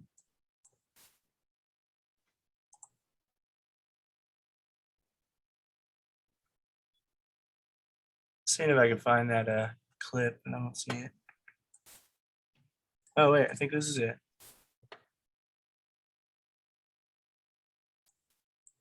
No, it's not loading. Anyway, in this clip, like Mel pointed out last time, like he opens his jacket, and because he's doing that same movement, they go back a few frames, and he's like kind of reopening his jacket again, but you don't really notice it unless you really pay attention to it. So yeah, I would just say like check it out and see, because it does actually help to keep the flow going a little better than if you're just following it exactly how you would if you were keeping everything in the same 3D space as it would be if it was being shot in real time and everybody was watching it in real time. One of the things you can do as an editor is make those decisions of what feels right, but isn't necessarily as realistic. Obviously, going back in time a few frames isn't realistic, but it just helps with the overall feeling and keeping everybody oriented and interested in that thing, so they're not all confused and it's not moving too fast and it's not all over the place. And that's one of the problems people have with fast cuts. Whenever you see a film that just like does one cut, then this cut, then that cut, especially in like fight scenes, you don't really know what's going on after a while, because it's so much, it's so many new different angles. Part of the reason for that is trying to keep it that kinetic energy and keeping it like very high energy the whole time, but it can get very disorienting and confusing and like, what's going on? Where are we at? Especially the more they're flipping around and moving, like especially if the characters are wearing like the same type of stuff. I know I get confused, like Priscilla gets confused a lot with that as well. But sometimes it's done on purpose, but it's just something you want to know, because it doesn't always work, and it doesn't always, not everyone's going to like it. And some people are going to be distracted by it even and not be able to keep up. Next, we have, again, Film Riot, but it's a different one. Edit fast with these 10 tips. They say they work using thumbnails after they've finished organizing their footage in bins. So in their editing software, you can organize it into bins where you just see it like kind of like this, like files, just like this, like on the syllabus here. But then you can also change it to thumbnails where you're seeing just the little pictures as if this was a sequence over here on Google and this was all one film, then you could see the little pictures and you can scroll through it and kind of scrub the footage. And it's just an easier way to just see everything all at once and it all your footage lined up just like that. So you can kind of scrub through it really quick, make some in and out points and adjustments for before bringing it into your timeline. It can help to speed up the process a little bit more, they say.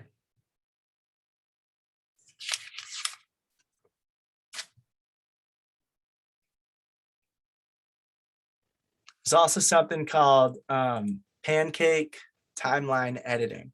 I've never heard of this, but I heard about it when I was looking at the stuff. And it's basically having two different timelines.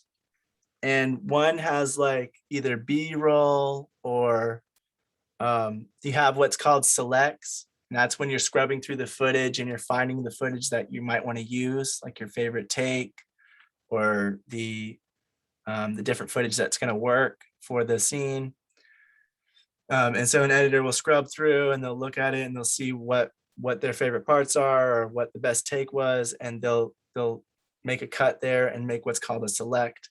And they say having this like two timelines, they'll keep all the footage up on the top maybe, and they'll make their selects and they'll put that on a second video track so that they can see which ones are their selects and which one's just the regular footage. And then they bring it down to their actual timeline down at the bottom. Another way this is used is they have the two timelines. They have the one on top, and that's just with all the B-roll footage. So they already have their A-roll, A-cam. Yeah, they already have their A-roll, their principal footage down in the bottom timeline kind of set up a little bit. But then if they need any B-roll and they're just trying to like do an insert shot, or they're trying to just show something in between a scene or whatever, they can just quickly go up and look at all of their B-roll footage and see what they might want to use and what will fit the length of what they're trying to fill and whatever else, so that they can see it all at once. It's not really necessarily used by everybody, but it is a way to just have a bunch of different stuff there at once. So like this one on the top, those little tiny slivers that are up on the second video track would be his selects, which is the parts of the footage that he thought was the best. And so then he would take just those little pieces down and move them into his timeline down here in his second timeline to set up the rough cut. And then if one scene needs a bit longer or needs more footage or didn't work, he can just quickly go back up and see what other footage he has available for that without having to go to the files and the bins and all that and look at it that way. Because sometimes it's just easier to see it all visually across the whole timeline like this. But it just depends on what you want to do as an editor yourself.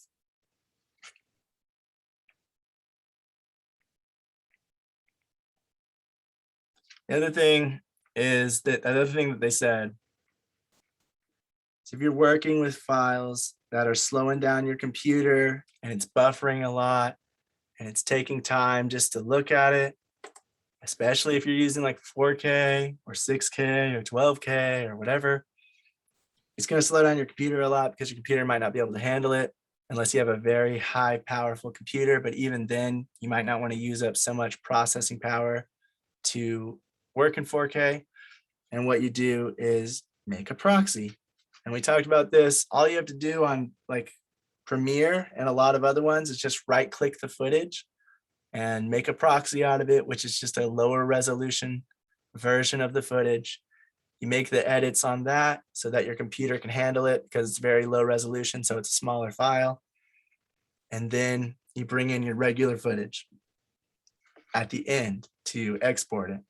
And so then it cuts, it makes all the same cuts, all the same everything, because the file is the same size and it knows that you're replacing it.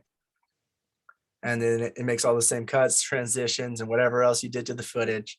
And it exports it that way with the high resolution pieces of footage, like the 4K or 6K footage that you were originally going to use. And that just saves a lot of processing power on your computer and makes it easier to work with, especially if you're using, we were talking about interframe codecs and how they slow down a computer because they don't actually have all the frames in it. If you're working with an interframe footage codec, you want to also make proxies.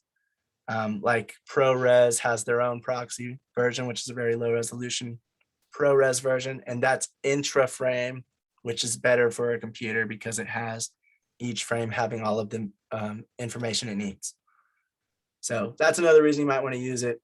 Even if you're not working with 4K, if you're working with interframe footage, it might slow down your computer.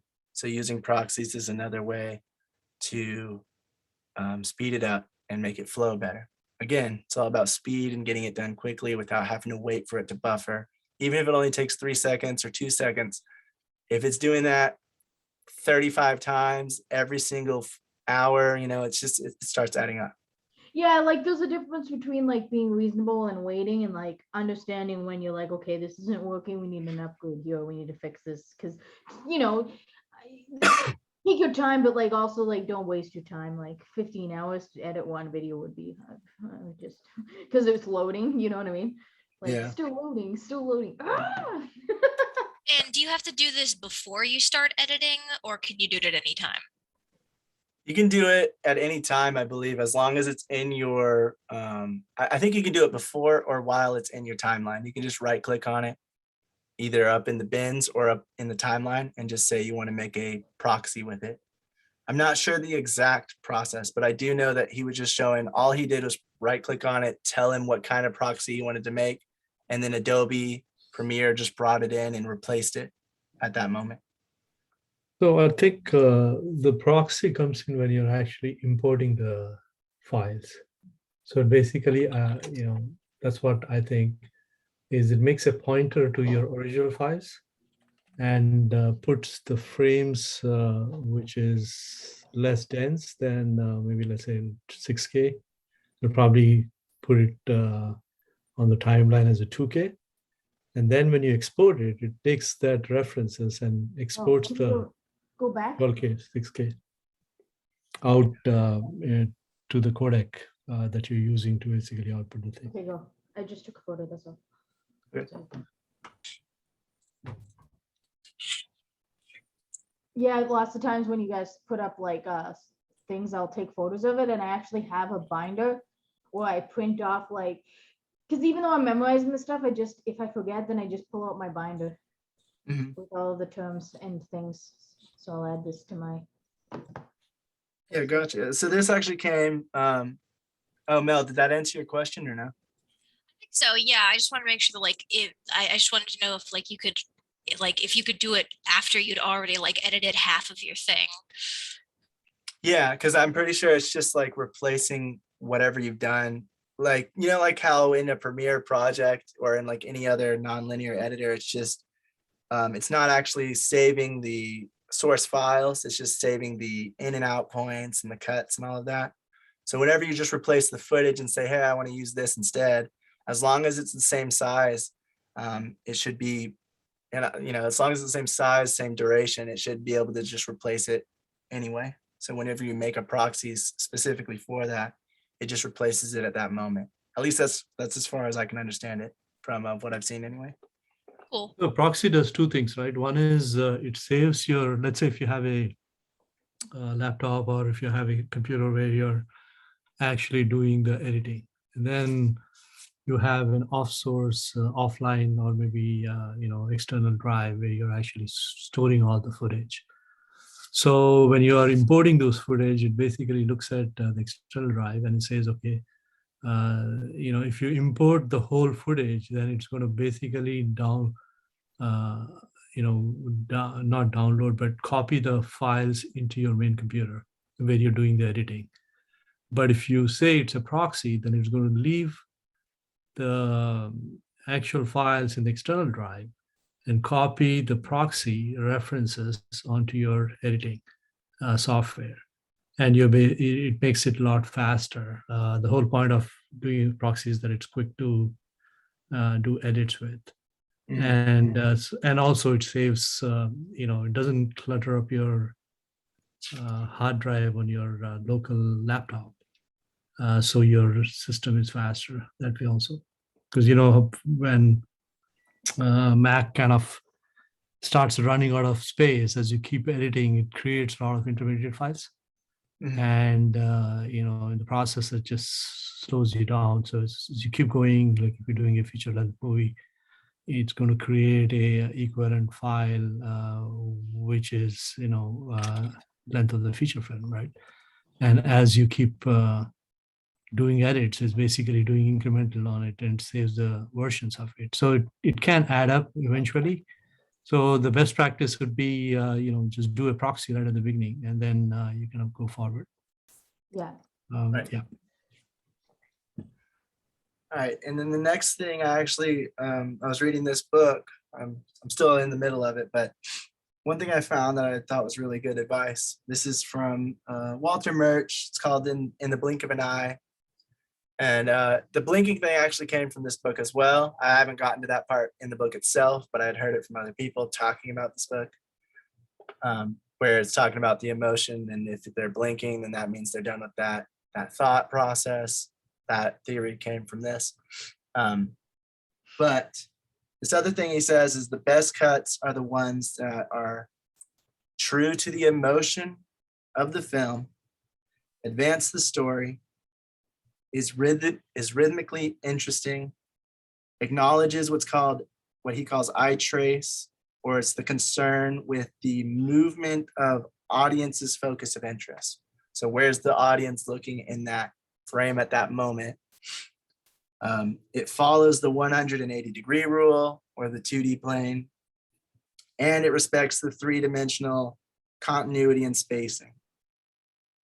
So he goes to say that the emotion is above all else. If you guys can see these percentages here, I'm actually going to switch to this right here. He says emotion is 51%. To him, this is like his thing, but 51% of a good cut is if the emotion is what is trying to be portrayed. So even if you have all these other 5 things that I just said about his 6 rules to get a really good cut, he says if you don't have the emotion, then all you have is 49% of a good take. You have to have that emotion. Emotion trumps all. Make sure the emotion is doing what you want it to do in that moment with the cut. So lingering on somebody for a few seconds longer, or making a cut really quickly so that it's jarring and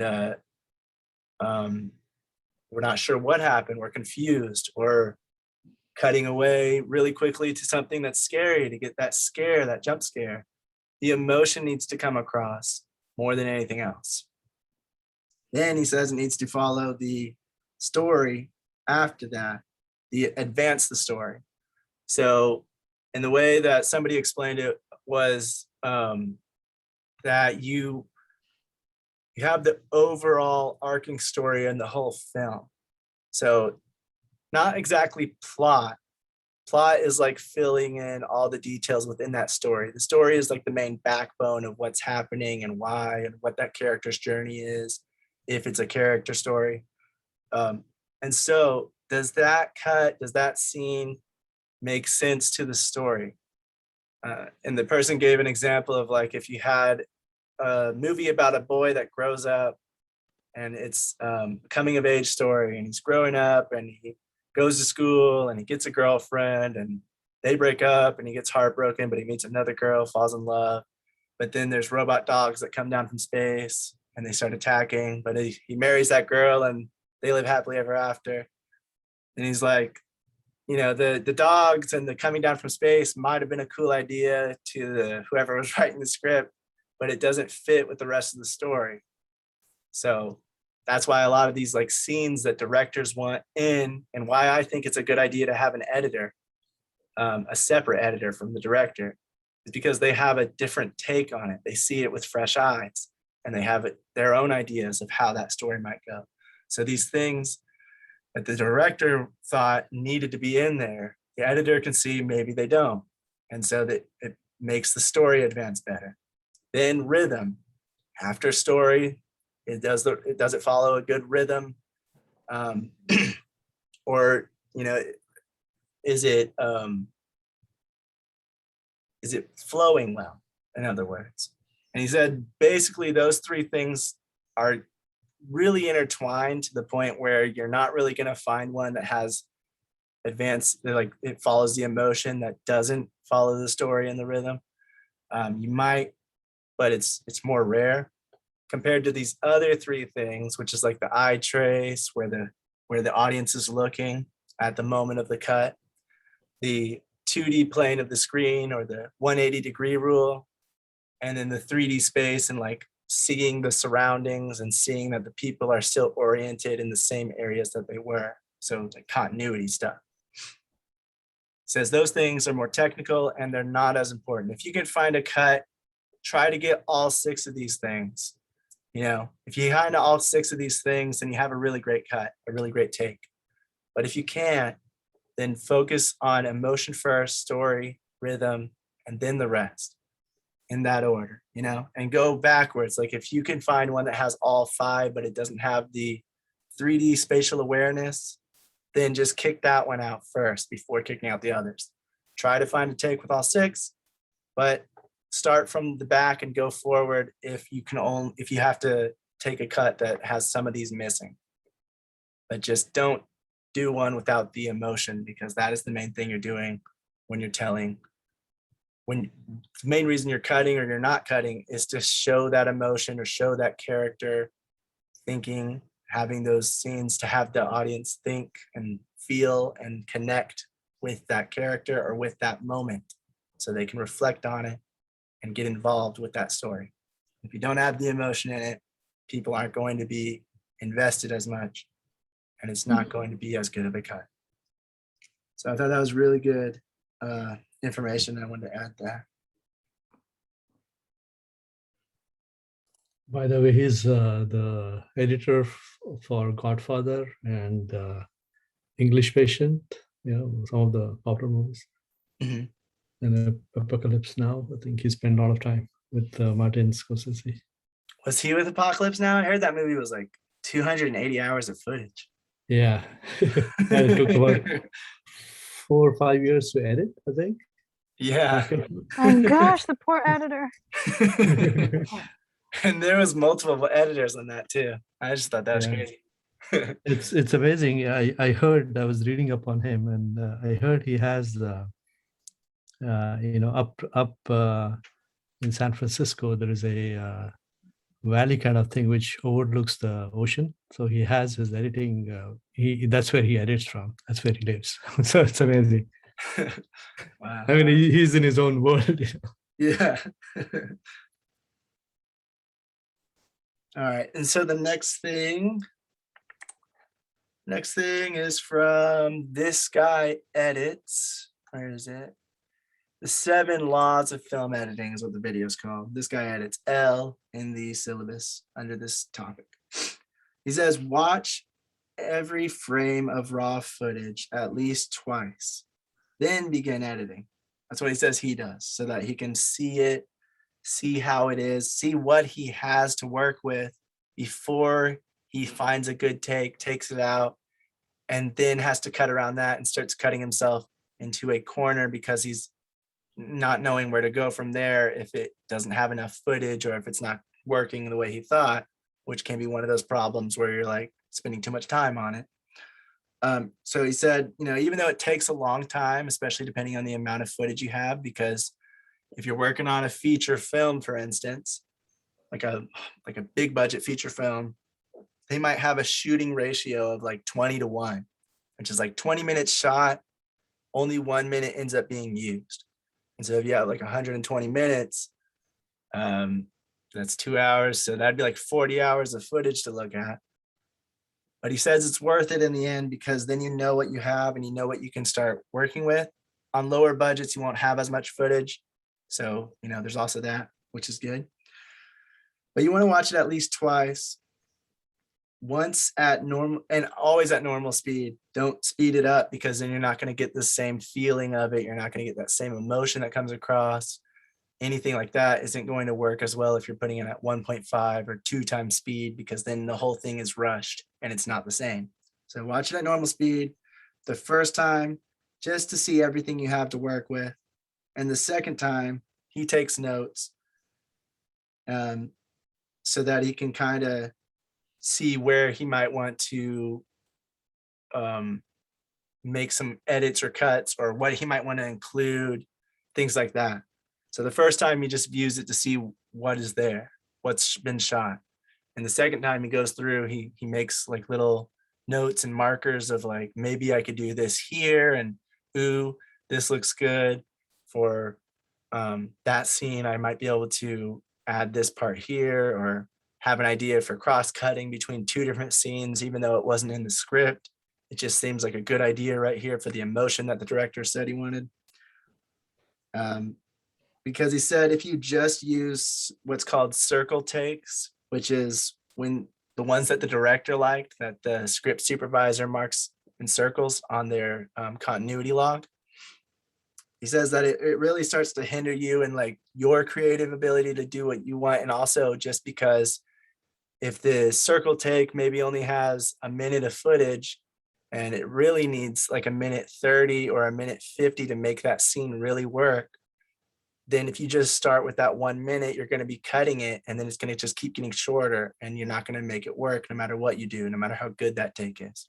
So you kind of want to know what else you have to work with beforehand, so that even if you do use the circle take, you're able to grab from other takes, different clips, different little reaction shots and things like that to make it work and flow well together.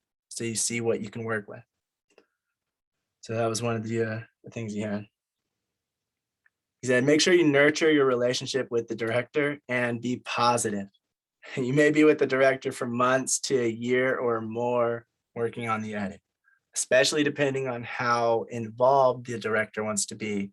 They might want to sit in with you during your edits. They might want to, like, for the most part, like a lot of your edits, they might want to try to come as much as they can. They might let you take control and do it all, and then come in at the end of the rough cut and give their feedback, and then leave, and we'll wait for you to edit it and tell them, hey, I'm ready for you to view it again. Or they might do a little bit of both or a mixture, but you're going to be working with them for quite a while. So you want to maintain a good relationship, and you don't want to piss them off, especially if they're asking for something. You want to stay humble. And even though you've worked on this edit and you think this is the best idea to go, if the director wants something else, don't, like, you can put up you can tell them your reasoning and why you think it's a good idea, but don't get into a fight over it, because then they also lose faith in your ability to edit it the way that they were wanting it to be done. He says, editors, they get a lot of freedom in how they want to edit for the most part. A lot of editors will sometimes, they'll just make a choice based on what they feel. And sometimes the directors don't even notice and they like it. And sometimes the directors do notice and they're like, hey, that's not what I was saying we should do for this part. And so then that's when you're like, okay, I also have the other version, or, oh, I can make that different. Let me change it up, instead of getting into a fight about it. That's all he says. That makes sense. Yeah, you don't want to avoid pointless fights, especially over little details and stuff. Yeah, it can get really, it can, like, when you have different creative minds working on something, especially if they spent time on it and they have their own idea of how it should be, it does tend to get a little hectic at times, but you just have to make sure that you're able to maintain a good relationship and accept things. Be professional too. Like, at the end of the day, you hired this person, and you should, if you disagree on something, communicate with them like 2 working adults, not like a spoiled rat who wants his way. Yeah, he also said, like, I think this was him. If it wasn't, that's my bad. But somebody said like pretty much the exact same thing if it wasn't him. But he said that when he was working on a feature for a director, he did do his own choice, or he did do something, and then the director told him that, you cut out too much of my dialogue, because to the editor, he felt like that dialogue wasn't really needed, because you could see what was happening in the scene, so that dialogue kind of made it kind of repetitive and wasn't really needed because you could see it. So it'd be like somebody saying, "This is my room," and then they go sit on the bed instead of just going to sit on the bed, because then you just automatically assume this must be their room, because why are they sitting on somebody else's bed? So, it's just something like that where the director still wanted the dialogue in. So the editor put it in. And then later on, as time went on, the director started take like, oh, maybe you were right. Maybe the other way was better. So he said, sometimes it's good to go ahead and go with an idea and see if it works. If it doesn't, change it. And then maybe the director can sometimes think that the other way was better because now they saw the other way instead of just seeing it the way they had in their head. Yeah, I feel like as the editor, you also have a responsibility, because that's something that he said too, that like, because I didn't talk to the editor about this choice that I had beforehand, I lost his trust and it created tension. So like, if it's a big choice like that, maybe the editor's job is also to communicate with the editor, hey, this is what I'm thinking of doing. It is a collaborative effort. Obviously, there needs to be trust. The director, they hired this editor, they need to be able to trust them and let them work and not micromanage.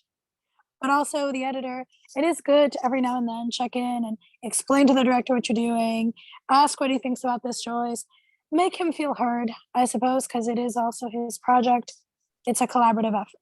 Yeah, my trick is, go. Yeah, usually, like the first couple of feature films, from what I heard is that the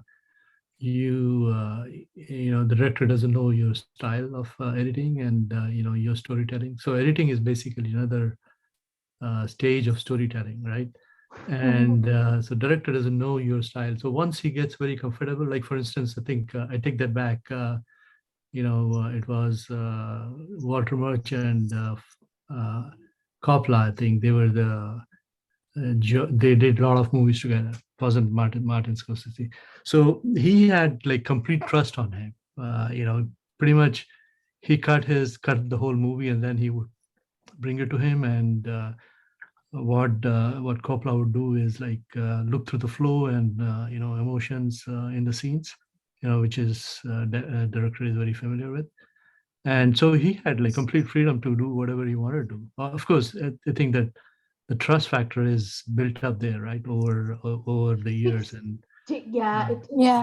And that's why a lot of directors will work with the same editors if they have that good relationship and the editor, they can trust them to get their story across, or to like, some directors also like the challenge, to get challenged on their ideas to see if the other person's idea works better. Some people like a yes man. Most people don't know it, but they like somebody who challenges them and has separate ideas so that you can make it better. Because everybody just wants to make the film better. Yeah, and good editors don't really take micromanagement personally. They think it's very creative process and they welcome it actually. They say it's a different point of view. Because director has his own point of view and the editor has his own point of view. But I would also say, like, if a director is micromanaging, you end up kind of missing the opportunity to let the editor work with the footage and see what comes out of it and see the vision he has for it, and something that might have come from the creative process naturally that might have been missed because you were over his shoulder the entire time. So some directors will go like frame by frame, they're critiquing every frame, which is not right. I mean, more to. Well, they'll see what cut you made, and they'll see if 2 frames back is better. They'll be very meticulous. Right, in a way, but not every frame that you're going through the whole movie. Well, I have something to add. Also, like the trick is when like dealing with like, getting if you are getting like a lot of direction and the director wants it a specific way, I find like what really works is to like just take a step back from the project and kind of like stay attached and do a good job, but without like being so overly attached to feeling the need to use every stylistic choice that you necessarily want. You could save that, if that makes any sense, is being able to like mix the two, if that makes any sense. Like half yes man and half like adding creativity with that, like, oh, if that makes any, I don't know if that makes sense to you guys. Oh yeah, it makes sense. And there's going to be some, like when you're working with a director, if you're working with anybody, there's going to be some parts that they are unwilling to bend on, and there's going to be other parts that they're more willing to let you have your freedom to do what you want. When you're doing the director and the DP might want to do something, but the director has, no, I need this exact shot. But with other shots, he might be like, yeah, sure, go ahead and do what you want, DP. And then the same thing with editor and director and things like that. Like there's always that give and take of like some things people are very adamant about keeping or, having it that one way. And then other things are more loose with and able to have change depending on what is needed for that overall story and that scene in general. So that's so that there is a director's cut and then there's a producer's cut, right? So basically what is released is a producer's cut. Sometimes the producers don't allow the director's cut to be released. That's why some of the movies, they would come out as like a director's cut, that kind of thing. So editor is pretty much beaten up by everybody in the, above the line. Right. And that's why they have to be willing to be open-minded and let some of that stylistic choice that they wanted go, even though they spent 3 hours working on that scene to the way they thought it would work best. Need to be able to be like, okay, take the feedback and adjust it as necessary to meet the requirements coming from, the producer or the director or whoever else. No, and that makes sense. And oftentimes, if you are a director or producer, what's a nice thing to do is if you have a specific way you want done that you aren't going to bend on, just say it up front, and then the editor can try to do it. Yeah. If that makes any, like, if it can be explained, if not, then you have to go back and do it. And then once you work with the same people all the time, you kind of understand their style a little bit and it fixes. Because there's nothing worse than doing something, spending forever. Finally, the director comes, looks at it, you're almost done. You have to redo the whole thing. Oh, that's the worst. I mean, if you have to, you have to. And it's so much nicer when you get told and you're like, no, I want it this way. And you're like, oh, okay, perfect. I'll do it that way. Instead of, the other way, if that makes any sense. Yeah, no, it does. But like I said, that depends on the director. Some directors like to be a little more standoffish until they come in. And then when they come in that first time, then they start, oh, here, that needs to be changed. And they're very more, meticulous and managing everything. And others are a lot more loose with it as long as it's following the general sense of their story and it's the vision's pretty close to what they had in mind. Then they're a lot less demanding, but it just depends on the relationship between the two people, and it depends on how well the editor did following what the director had in mind and the overall story and what they got right. And then of course there's always going to be some things that can be improved from anybody's ideas, so that's why it's always good to have multiple minds, in my opinion. Again, yes, some multiple minds, but not too many. And that's why you end up having oftentimes head of departments. Right. Because otherwise it gets too many cooks in the kitchen. Yeah. Huh? Yeah. Because you don't want too many cooks in the kitchen. No, it's just too hard.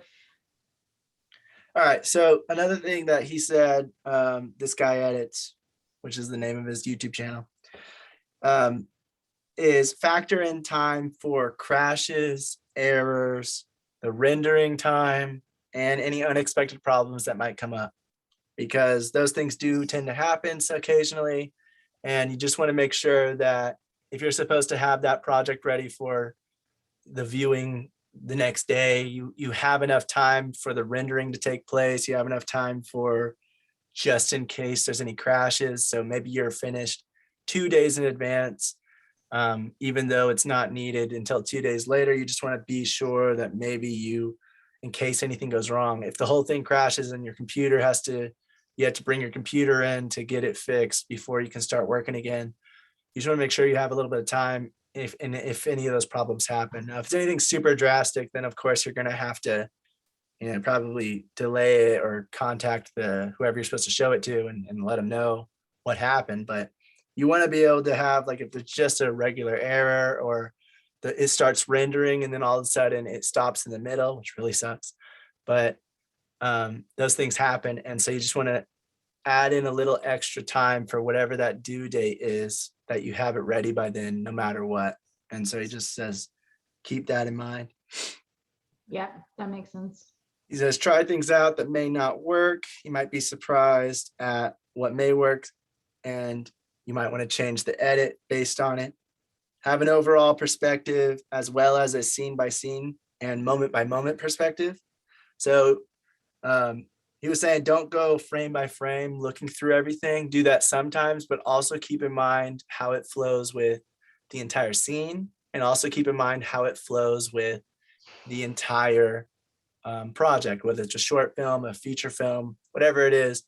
If that whole scene isn't really working, then just keep in mind if there's ways to change it around to make it work, or maybe that scene needs to get cut out because it just doesn't fit with the rest, and the feeling of that scene is different. Or, you know, if you're editing just one moment and you're making those cuts, make sure it matches the rest of the scene. And just don't think of it only as a frame by frame thing when you're editing, because that can get easy to do, easy to get sucked into, because you are usually going frame by frame when you're trying to make the cut to figure out where the best cut would be. But also don't just look at it that way. Look at it as an overall arc and overall story and an overall scene as well, so that you're making good choices that work with the scene, the movie, and the individual frames as well. Be open-minded and constantly try to improve.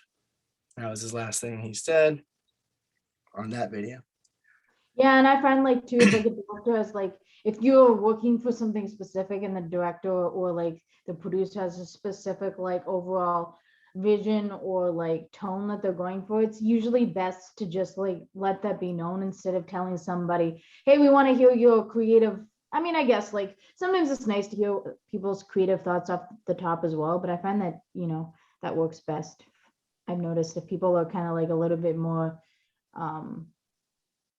point, like the more details you can give somebody, it's easier to like make them happy, and then everything just runs smooth. Like, I'm not saying drop everything to make somebody else happy, it's just everything runs smoother if everyone's happy with the work. Does that make sense? Yeah. All right, so the next tips come from Film Editing Pro. This video's film editing techniques, timing your cut to enhance the drama. It's the letter M in the syllabus. It says films are several different arcs edited into one. You have a scene that should have its own arc. Even just little moments within the scene, different emotions have an arc, or they should, according, you know, what he suggests. You don't want to stay at the same level the entire film. If things move too slow throughout the entire thing, an audience starts to get bored. If they never slow down, the audience never gets a chance to breathe, never gets a chance to feel the emotion or laugh or think or reflect on what's happened. So through the whole thing, you want to have the, well, I mean, this varies film to film, but most of the time, you want to be able to have an ebb and flow from maybe it starting slow to picking up the pace to having that climax to winding back down and then back to slow again. And so that can be done with action, it can be done with an emotion, it can be done with several different things in a film, the characters' arcs, the little moments within a scene. You should have some breathing room within so that the audience can feel what just happened. If somebody dies, leave a few seconds or more for them to really process that emotion that's coming across. If there's a high speed chase and everything's really high fast Intensity. Yeah, then it's really intense and it has really fast pace, and it's just like cut here, there, that, and this stuff's all happening. Somewhere in there, have some time to slow it back down, even if it's in the middle of the chase. I've seen films where they're doing that and they just go into the car for one cut, where it's just, you just hear the hum of the engine and you just see the wheel, and it's just a little bit less chaotic than the rest. And it's just to have that little moment of like breathing and like getting ready for the next set of all the action. Because if you just keep an action scene going for too long, or a fight scene or a chase scene, going for too long with none of those moments, it tires the audience out and they start to lose interest and not really care. And that can be a problem because not everyone's going to keep paying attention. And if it's too slow going, the same thing, except for the opposite, everybody gets too bored and then they're not really paying as much attention. So you want to have those separate moments within the same little, same take or the same shot, not same take, same shot, same moment, I mean, not shot, same moment or scene. You want to have those little arcs that they'll go up, they rev up, they have high, fast-paced action maybe, and then they slow back down. Or they start out fast and then they get slow and then they go back to being fast. But you want to have those arcs throughout so that there's time for people to process what's happening, and they have those fast moments so that they can pay attention and get excited, but they also have those slow moments so they can register what just happened and think about it. And so, yeah, just keep that in mind, because that is something that that's not just editing per se. It's also with scripts and things like that, especially with new filmmakers. They think it's an action film, so everything needs to stay high action, High energy, fast-paced, high energy, high kinetic energy the entire time. And it starts to lose what you set out for it to do.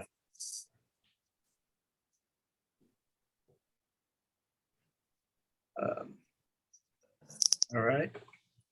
This next one is also by this guy Edits.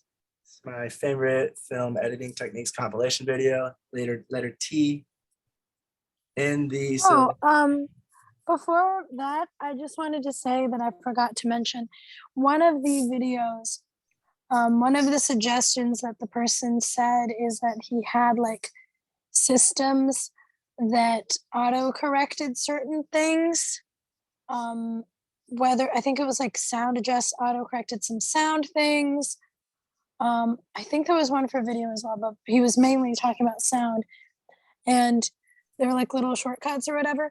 And I understood why it was there, but I feel like, I don't know if you guys have heard of it or use it or whatever. For me, being the paranoid and like perfectionist that I am, I just feel like it can be kind of tricky, because if you have a system that, like, let's say it's a system that automatically de-esses everything, which was one of them, and there's like certain scenes that don't need the de-essing, or certain ones that end up doing too much of it, and then it sounds too muted or something like that. So when it comes to those automated systems and those shortcuts, I was just a little hesitant about. And I was just kind of like, well, I don't know. I guess it depends. It's more of a case-by-case basis. It depends on if like you're editing one YouTube video and it's just like one continuous conversation and it's one voice, one person, I guess you can do that. That would be a good example of doing it, and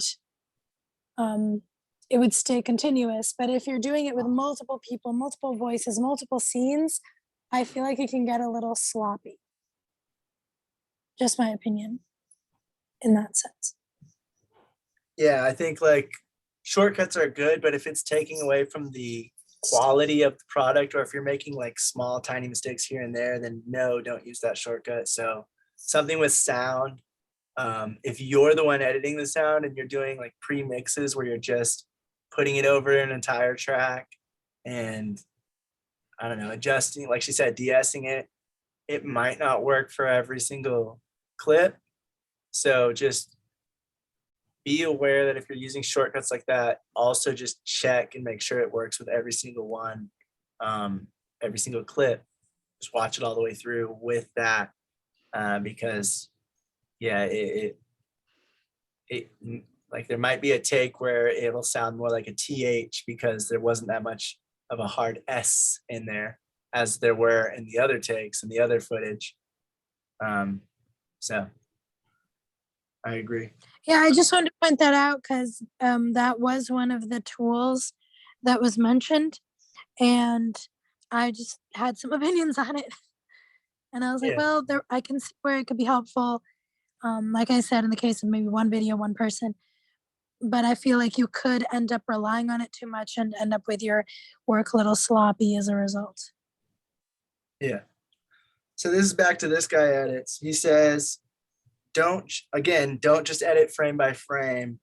He says, watch it in real time. He watches his footage in real time to make sure that it feels like it should, that it's working how he's imagining it. Again, that goes back to the frame by frame thing. If you're just working frame by frame and making the cut here because, the character looks down and that's a good frame part, so I'm going to cut. And then I'm going a few frames over to see if I want to cut out that footage and then putting that together. And you're not really going back and reviewing it with each step. It can start to get disjointed and not be how you were picturing it when you first started editing it. So he watches his footage in real time while he edits, and then he kind of decides on his cutting point while he's watching it real time. So he'll watch the same clip a few times and he'll be like, right here feels like it could be an edit. And then he goes into that spot and he goes frame by frame to find the edit, kicks it out, cuts it, kicks out whatever footage, and then watches it again to see, did that work? Or do I need to go a few frames left or right, or a few seconds of footage more? What do I need here? But he said, just don't get into the habit of frame by frame. And that's just, that's what he's saying. It depends on what kind of way works best for you. But that's just how he said he does it. He also said, when you have actors that maybe didn't do the best performance, there are ways that you can edit around it and kind of help shape their performance with editing. To shape an actor's performance, you can cut out some of the dialogue, maybe some of the lines they delivered. Again, maybe they weren't really that necessary. Maybe the same kind of information comes across through the visuals.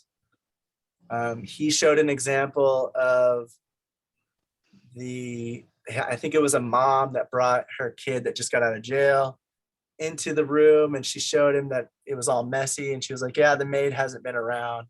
But he said she didn't really deliver that line the best, so he took it out because you can see from the mess in the room that, the maid hasn't been around or that she hasn't really cleaned it. And he took out some other lines saying that it was her room because, again, she went and goes and sits on her bed and starts messing with the computer. So that's clearly her room from the footage, and you don't have to have all that dialogue in there because it's kind of redundant at that point. It's showing and not telling, and instead of having the dialogue tell you everything, it's the visual medium of film being able to show you and having you come to the conclusion on your own as the audience member that, it's a mess and that's her room. So one way to shape an actor's performance is cutting out some of that dialogue that's not really working or that just wasn't delivered that well, as long as you have some kind of visuals that still give that information if it's necessary to the story. A lot of dialogue, some of the times it's like not really needed. So that's up to the editor to decide if the same point comes across in the scene, but cutting out that dialogue that's not needed can really help, especially if it wasn't delivered well. If the footage, oh yeah, I already said that. Flipping around the dialogue can also improve the performance. I said this earlier. If I took something Priscilla and I said back and forth, and I flipped it and I made her say it first or me say it first, and then the other person had the line afterward, then that line has a new meaning now because it's now a reaction to what was said. So instead of Priscilla saying her line and then me saying mine, and mine being the reaction, I might be able to flip it around and have my line be the original thing said and Priscilla's line be the reaction to mine. And then it takes on a whole new meaning of how it's said, who said it first, and it might feel a little more natural that way. And it can really work really well depending on what it is. Like if two characters say they love each other, well, you can flip it around to say one said it first and then the other one says it back. And that changes the the meaning a little bit, because then you're seeing, is she going to say it back? Is he going to say it back? Or, you know, whatever, things like that. So that's just one example, but there's many more where you could be able to adjust the dialogue like that to make it seem a little more natural and less stiff if it wasn't delivered that well.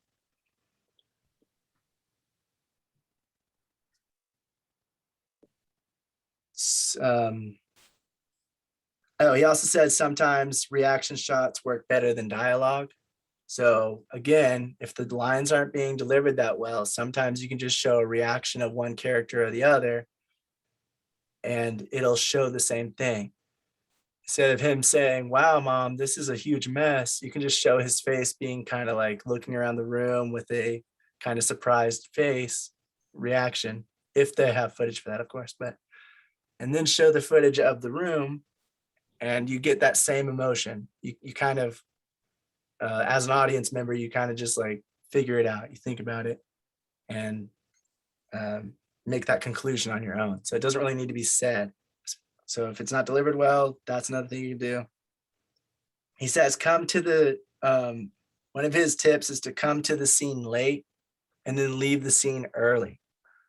There's a lot of editors will, again, this is especially for acting and performances. You know, he says, like, if you have two characters meet and they're like, "Hey, how you doing?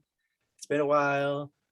Blah, blah, blah. He says getting to the point can make it, first of all, go a lot better for the edit, but it'll also make the performance seem a lot more natural and less stiff, because, you know, not really many people do that. And even if they do, the audience doesn't really care to see it as much. They don't care about seeing the person walk down the entire hall.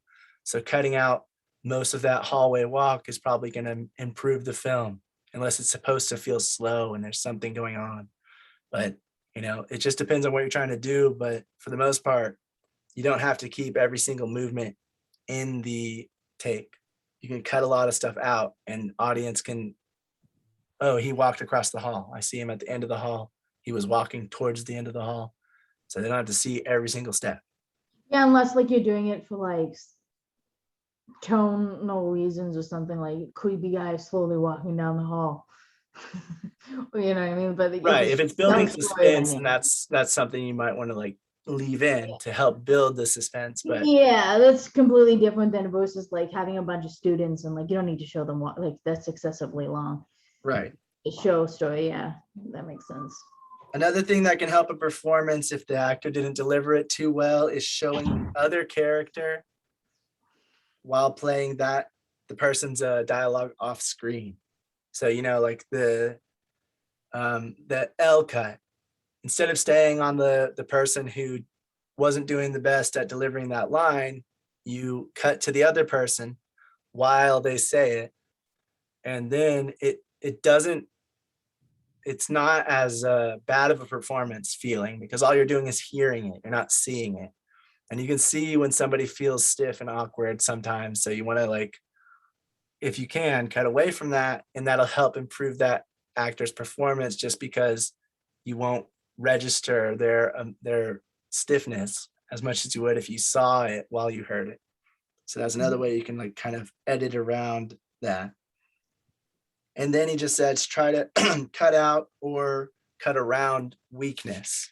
So if they were delivering lines really well, but they had a really weak part, or they were nervous at a certain thing, you might want to just edit around that or cut it out, because the rest of their performance might be really, really good, but just that one part didn't work. And then this stuff goes for just back to general editing. He says, when you're editing, you might want to try turning off the audio just to see how the cut feels. When you're watching it without audio, it might look a bit different. It might be a little more jarring than you thought it might be. It might not matter, but it might give you some ideas of how maybe that cut can be different, or maybe how there might be a mistake there. Alternatively, you could just listen to the audio. Don't watch the footage, and see if maybe you can find an interesting cut or a different cut based on just the audio. Because sometimes the audio could be the cut, or the audio could lead into the cut. And it doesn't necessarily have to be on what's happening on screen. It's more about the audio. So he says, if you're, try different things like that just to see, maybe you get an idea that you wouldn't have had otherwise, because usually when you watch a film, you're hearing it and looking at it. But if you take away one of those senses, if you take away the look or you take away the audio, then you have to focus on the other one. And then it might change how you feel it should go, or how you feel it should be cut or edited together. And then another thing he says is editing can get overwhelming. With the sheer amount you have to do, sometimes you should just start editing, then take a break for a few hours or a day, and then you can come back to it. Your brain will have had enough time to maybe problem solve and think creatively about what you want to do in that scene and where you might want to make those cuts, even if it's just subconsciously. And then when you come back to it, you're coming back to it with fresh eyes, and you have those ideas in your head, and it makes it a little bit better and easier, especially if you're struggling anywhere. It says, don't keep working on it. Step back, go take a break, go for a walk. Even if it's just short, if you're on a really tight deadline, at least take, a little coffee break or go on a walk or something, get some fresh air, and come back to it with a fresher mind and a little bit more energy. Because if you just sit there and drain yourself, you're not going to give it the best edit that you can. He also says, don't wait too long on it though. So don't procrastinate too much, because if you do, you're going to forget all the ideas that you were coming up with, and you're not going to remember what's happening. It's kind of like when you're watching a show, you watch the first episode and then you say, yeah, I want to watch that. Priscilla and I did this recently, but we watched an episode and then we were like a year later, after we watched some other stuff, we come back to it, forget everything that happened, and we're not as invested in it. The same thing can happen when you're editing. You don't want to start editing a scene and then leave it alone for like a week or a month and then come back to it, because then you're going to forget everything that you had in your mind. Yeah, Mel said they tell you to do that with screenwriting too. It's the come back to it later thing, I assume. No, I said that when he was talking about the cut off the beginning and end of the scene. Oh yeah, that was a while ago. Yeah. Sorry, I only saw it now. I'm sorry. Yeah, not everything I type has to be read out loud Oh no, necessarily. I know. I normally follow the comments because Code is busy with the thing, so I just want to make sure that he doesn't miss anything. But yeah, this is essentially just like screenwriting part 2 is the editing process. Yeah. Yeah, Basically a lot you're of remaking that story that was on paper and then was shot, and then you're remaking it again. You are now the writer, and you're just writing out how it should go based on the footage. That's why editing is so important, and finding the right editor that's going to kind of know what you're going for if you're the director is so important, because you want to make sure that you're on the same page. You want to make sure that they get what you're going for, so that when they're editing it, they can get it pretty close with their own spin on it, their own ideas of how to make it better, how to get it closer to that, whatever the vision is, to get it as close as they can get it, and that's where the cutting out the dialogue that's strenuous or that's doesn't need to really be in it, because it's just slowing it down, and it's making it, there's too much in there. Let's cut some stuff out because it doesn't need to be there. And that's where those ideas come in, and where they start shaping that story that way, so it works the way it was originally intended to, or even better. All right, this one is also from This Guy Edits, and it's a different video, Lessons from the Top Film Editors. And it's you in the syllabus for all of you guys who have it. He says, don't edit thinking of what the director wants. Edit based on what you want, but be humble. Once the director sees the cut and wants changes, remember it's a collaborative effort. I know this is super controversial. I agree, even though I'm looking at it from the director's standpoint on this. And if I'm giving the editor stuff that I know I want, that's the stuff they should follow. But everything else, they shouldn't be thinking, oh, the director, I don't know if he'd want this. Even though they feel like it's a good idea, they feel like it's making the film work. They shouldn't be thinking about what I might like, or what I might not like. But Lakota said he doesn't like shaky camera, and this shot has it. Maybe it's working for the scene. So the editor's seeing more than I'm going to see in the editing room, unless I'm sitting right there with them. And they need to make those decisions based on how they feel more than what they think I might like or I might not like. They need to trust their gut and edit it the way that works for the way that we've talked about and discussed and agreed on. And that way, when I see it, I can give my feedback on their rough cut and like, oh, this stuff here, I see some problems, that stuff there. But if they're just trying to get it the way I want, they're not me, so they don't know what I want, and they're going to make some worse choices because of it. So, Ouch. what? No, like if you're trying to do something. No, for I know, I agree with you. I'm just Okay. messing.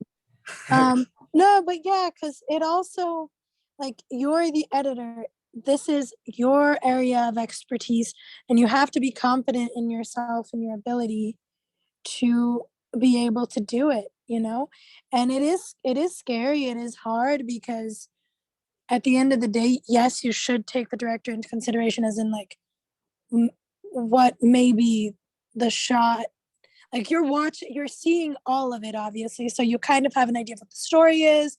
And I think one of the suggestions that someone gave was like, talk to the director beforehand and ask him like, what are you going for? What are you looking for? Just to have a baseline of the tone that he wants. And then after you have that, let your instincts take over and your area of expertise. Like, you already have an idea of the vision that he's going for, the tone that he's going for, but now it's your work. Does that make sense? Yes. Okay.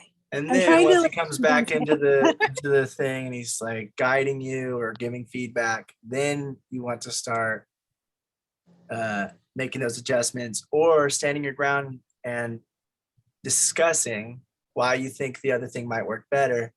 And then if they're adamant about it and like, no, it has to be this way, change it. And they might change their mind and see, oh, never mind, my way doesn't work. I thought it would, but now seeing it, it doesn't. So but again, you want that relationship to be good, and you want to make sure that the editor, the director. That's why communication is a must in any part of it. Yeah. Communicate beforehand, during, but remember, like, there's a difference between communicating and understanding each other, what his idea for it is, and letting his entire thought process take over and not trusting your instincts and not letting your work speak for itself. Yeah. All right. This guy edits. He goes on to say, editing is storytelling. You can actually be a better storyteller. We just said this, but you can be a better storyteller the more you practice and the more you edit. It is storytelling. It's showing the emotion of the film. It's getting those moments right. It's reading that script and then telling it your way with the footage you have available, using different clips to portray that information or to change that information entirely. There's been plenty of times where stuff wasn't even in the script. It wasn't even in the footage, but the editor had an idea for something that would work for the film. I think one of the examples was Arrival. They said that the main actress, she wasn't originally intended to like have those visions of the alien language to make it seem kind of like she was getting too obsessed with it. And that was actually an editor's choice. They didn't really have the footage it wasn't in the script, but they did a few edits here and there with it and talked to the director about it. And the director started seeing that it was kind of working. Hey, maybe we can make a visual effects shot with this and add in a few ADR lines and really make this work. And then it worked really well for that film. Yeah, wow, that's a big choice Right. to make Yeah. after you started with all that. Yeah, definitely. And I think they said it was because the director trusted that editor and they'd worked together before. And so it was like, hey, I have this idea. And the director was like, I don't think that's going to work, but go ahead and try it. And then they liked it. So it is part of storytelling, and it is a way of showing exactly what is trying to be shown, even if it's not there in the footage or the script. It's, hey, this might work better. This might give a different angle on it. This might make the audience think about this instead of thinking about that, or look this way instead of looking over here, so that they don't really notice what's going on. If it's supposed to be a mystery, let me misdirect them a few times, even though it's not really in the script or whatever. So there's plenty of choices that editors can make to adjust the story or change it. That, like, that example changes, like Mel's saying, like, that's a huge choice. It changes what you're thinking about the main character, the main actress. You're like, oh, she's getting obsessed with this. She's kind of getting a little crazy about it. That wasn't even in the original, so you wouldn't even be thinking about her the same way if that choice wasn't made. So the editing has a lot of choice and a lot of power when they are given the freedom to. All right, and then he says another tip that, this is still from this guy edits this video, but it's from some other top film editor, I mean. And he says, playing a line over its footage equals information, as in, like, that information is important. So if I'm saying something and you're showing my face, then it's more important than if you're showing someone else while I'm saying my line. This isn't a hard and fast rule, but he's just saying, like, it just means it's more about the information when you're showing that person say it. And then if you're not showing them say it, it's more about the emotion or the reaction of the other character. So that's just a general rule of thumb or something like that they were thinking. A theory, I guess, is that you pay more attention whenever you're seeing what's being said, and you pay less attention whenever you're hearing it off screen. So if it's something really important for the information or the exposition or whatever it is, you might want to show the person saying it. And they also said, if you want to start editing, but no one's going to give you a chance because you've never edited before, film something on your phone and then bring it and try to make a story out of it. Start small.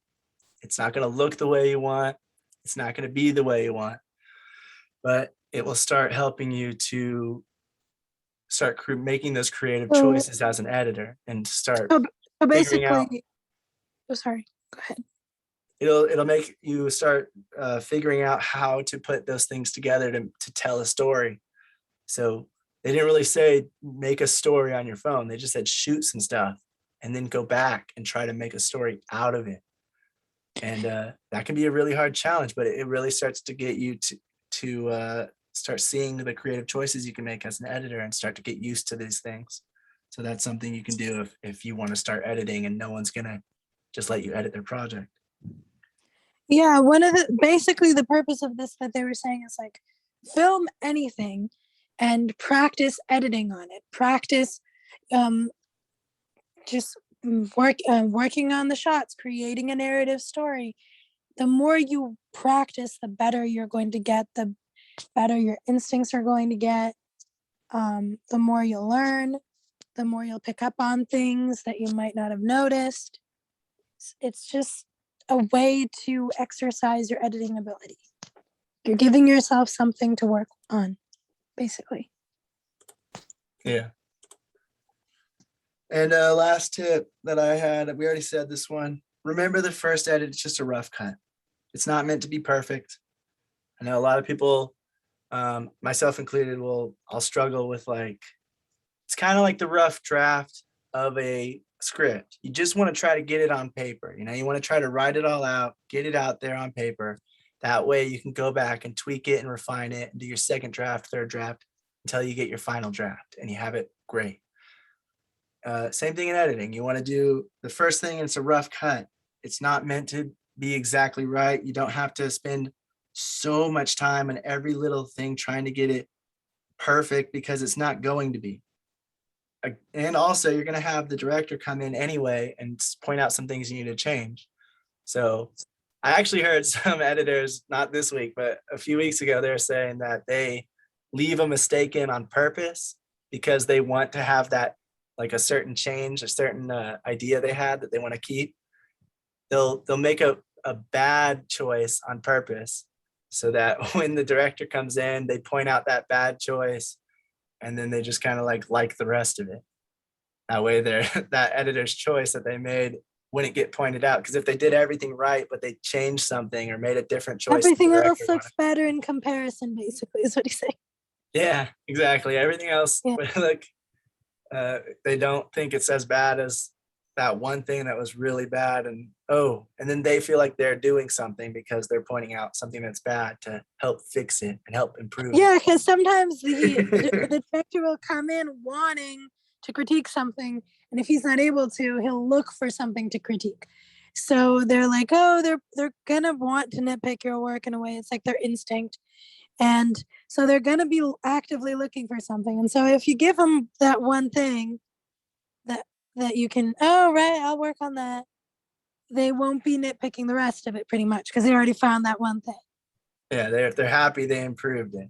I mean, I don't know if I would recommend that, but it is interesting that you can do that and get out and like your choice that you made. Well, I'm sure he didn't mean like a huge. No, I know. I'm just saying, like, it's funny because otherwise that choice that you made, maybe cutting out that line of dialogue or whatever, might be pointed out by the director like, hey, that's missing. But since you had a bad choice on purpose left in there, that's the thing they notice most. Oh, we need to change that. Plus, I don't even know if that works with every director too, because. Oh no, I know. I just thought it was funny, but I'm just saying. I like, think it does. It does make sense with that context in mind, because I have experienced the mindset of when you're going in just to see if there are flaws with something, so you're just already looking for it. So yeah, and like you said, if you don't see any at first, then you start to then you might start to comment on things that you wouldn't normally if you were just watching it. Right, you might start to create. It's like me with math. Like if it's too easy, I'm doing something wrong, I miss something. That's how I feel every time. So I feel like the director is the same because that's his job. He's like, well, it can't be perfect right off, especially if it's early in the process. I feel like they're like, well, it can't be perfect right off the bat. There must be something I'm missing.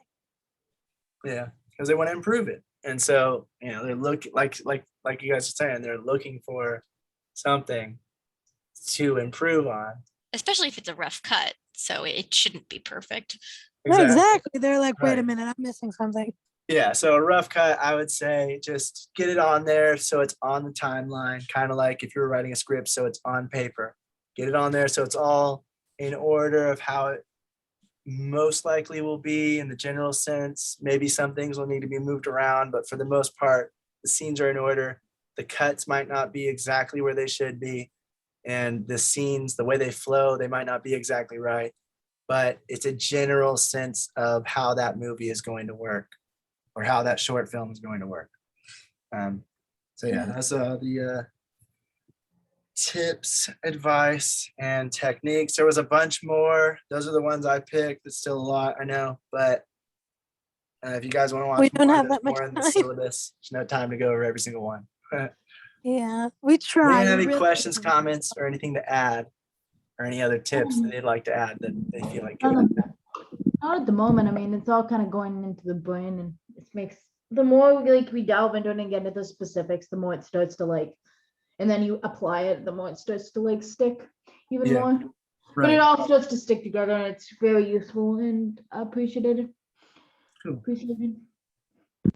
Yeah, editing is the make or break, because it doesn't become a movie until it goes through the editing. Otherwise, it's just footage. Yeah. So no editing is the most needed and underappreciated part in the filmmaking. You might think otherwise, but a lot of times when you talk about film and you're always talking about Tarantino and the way he stayed on that shot, you're not talking about Tarantino. You're talking about an editor sometimes. I mean, a lot of there's a lot of Oh yeah, that is frustrating to me whenever I think of that. I'm like, man, Yeah. a lot of these choices are probably the editor, but the director gets all the praise or like every director has their scent in a film that lets you know this is a Tarantino, this is a Spielberg. yeah.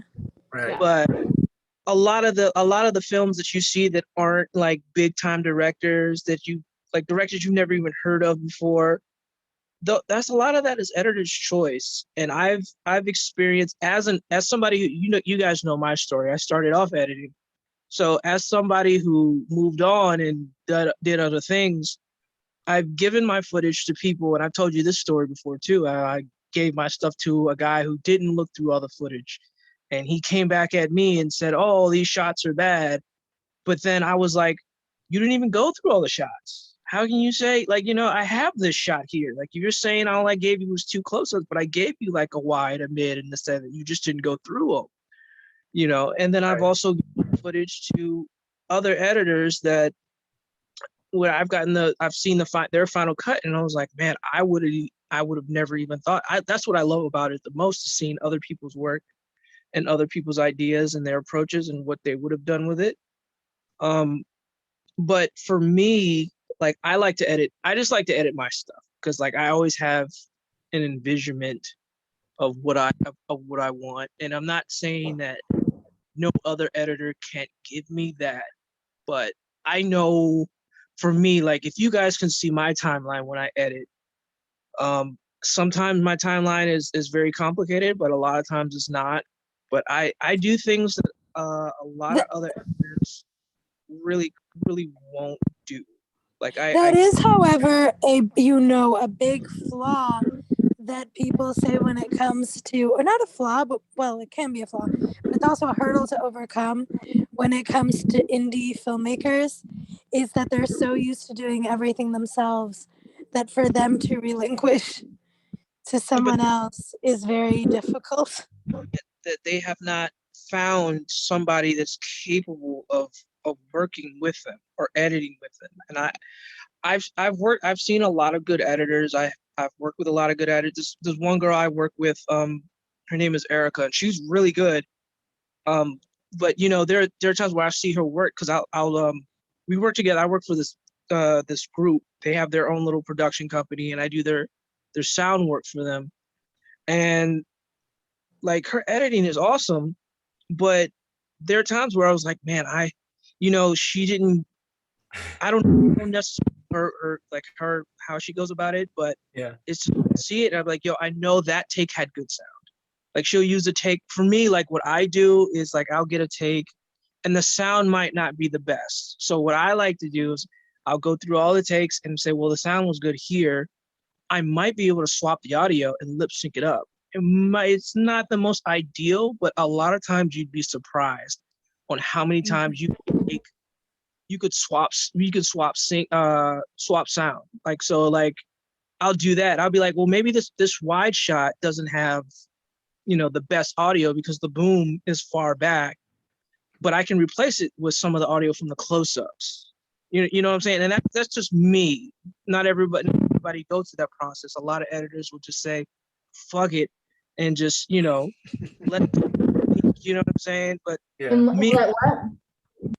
like, huh? We'll say fuck it and what? Just let the sound be weak. You know what I mean? Like, granted, like, we have you guys just gave us a PG-13 rating. Thank you for that. But yeah, You don't want this marked for kids. Yeah, Oh yeah, I make sure to say no every time. you can't. Then they're gonna go and I'm pretty sure you get flagged some other way. But yeah, like, some editors, like, they don't really utilize a lot of other takes, and some editors will be like, oh, that's it, I'm done, this is as much as you can go. Me, I'm always just like, I'll wait a week and then I'll come back and I'll have a different mindset, and it'll just be like, well, let me try a different Yeah, I get it. You're confident in your abilities, and you still haven't found someone that gives you the same confidence It's not a that flex. you have yourself. But what I am saying is that not every editor is the same. Everybody has a different mindset. Some editors are expecting like,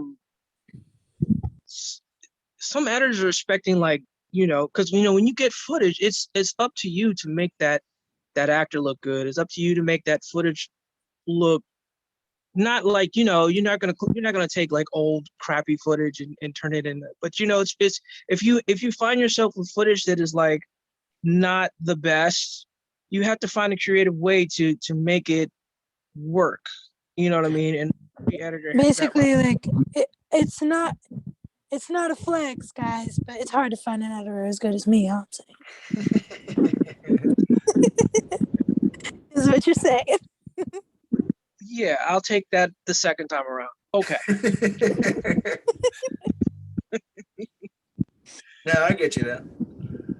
Yeah, it makes sense. And as far Yeah, as and that's why it's hard. That's why that's why the director and the editor, whenever they've worked on films together, they'll stick together and they'll be like, oh yeah, I know him because he knows me. It's my process and he understands what I'm going for.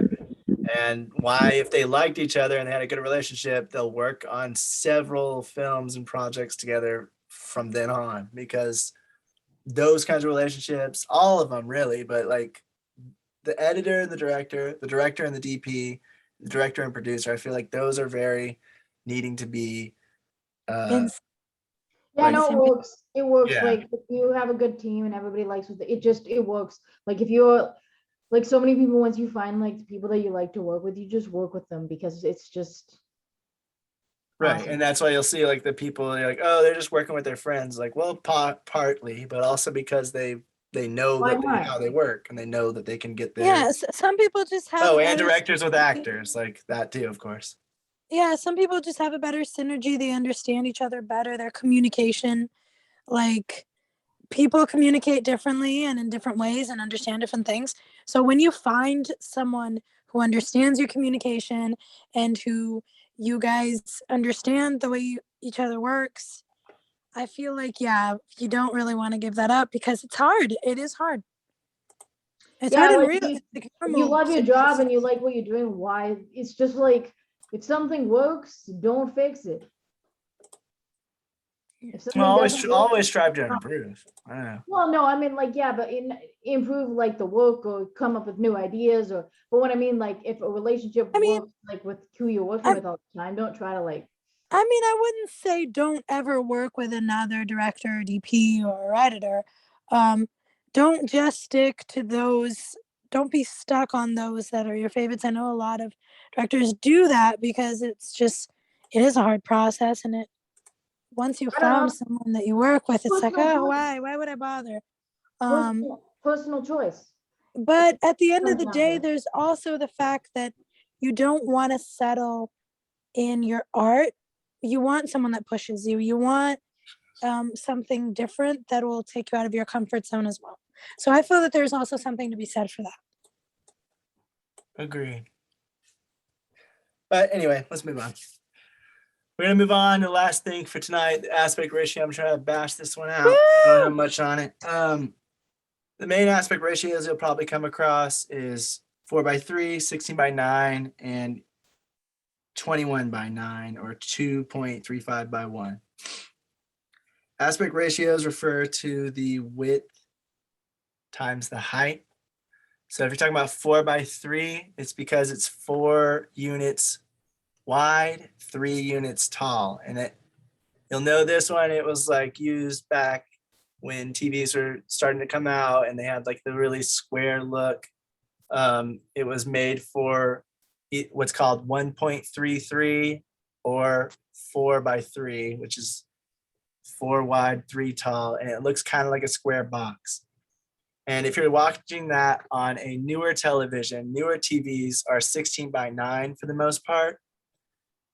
If you're watching a 4:3 movie on 16:9, you can see in the middle TV on the bottom in that blue that it adds those bars to either side. So you can still view the movie on a 16:9 TV. It's just going to have those bars because the original footage was that square 4:3, and it won't be able to fill up that entire screen. Same thing when you're looking at 21 by 9, that'd be 21 boxes wide, 9 boxes tall. And so it's very widescreen, and it's used mainly for like widescreen cinema viewings. And so if you have the footage from that and you were to watch it on a 16 by 9 TV, it would have black bars on the top and bottom. And if you were to watch that on a 4 by 3 TV, it would have very large black boxes on the top and bottom to where the image looks like this. You'll see a lot of people do their videos with the black bars on top and bottom because we just associate that a little bit more with like cinematic looks, because when you're having a cinematic film, it is more wide. And when you're watching it on a TV that's either 4 by 3 or 16 by 9, you'll probably get those black bars on the top and bottom.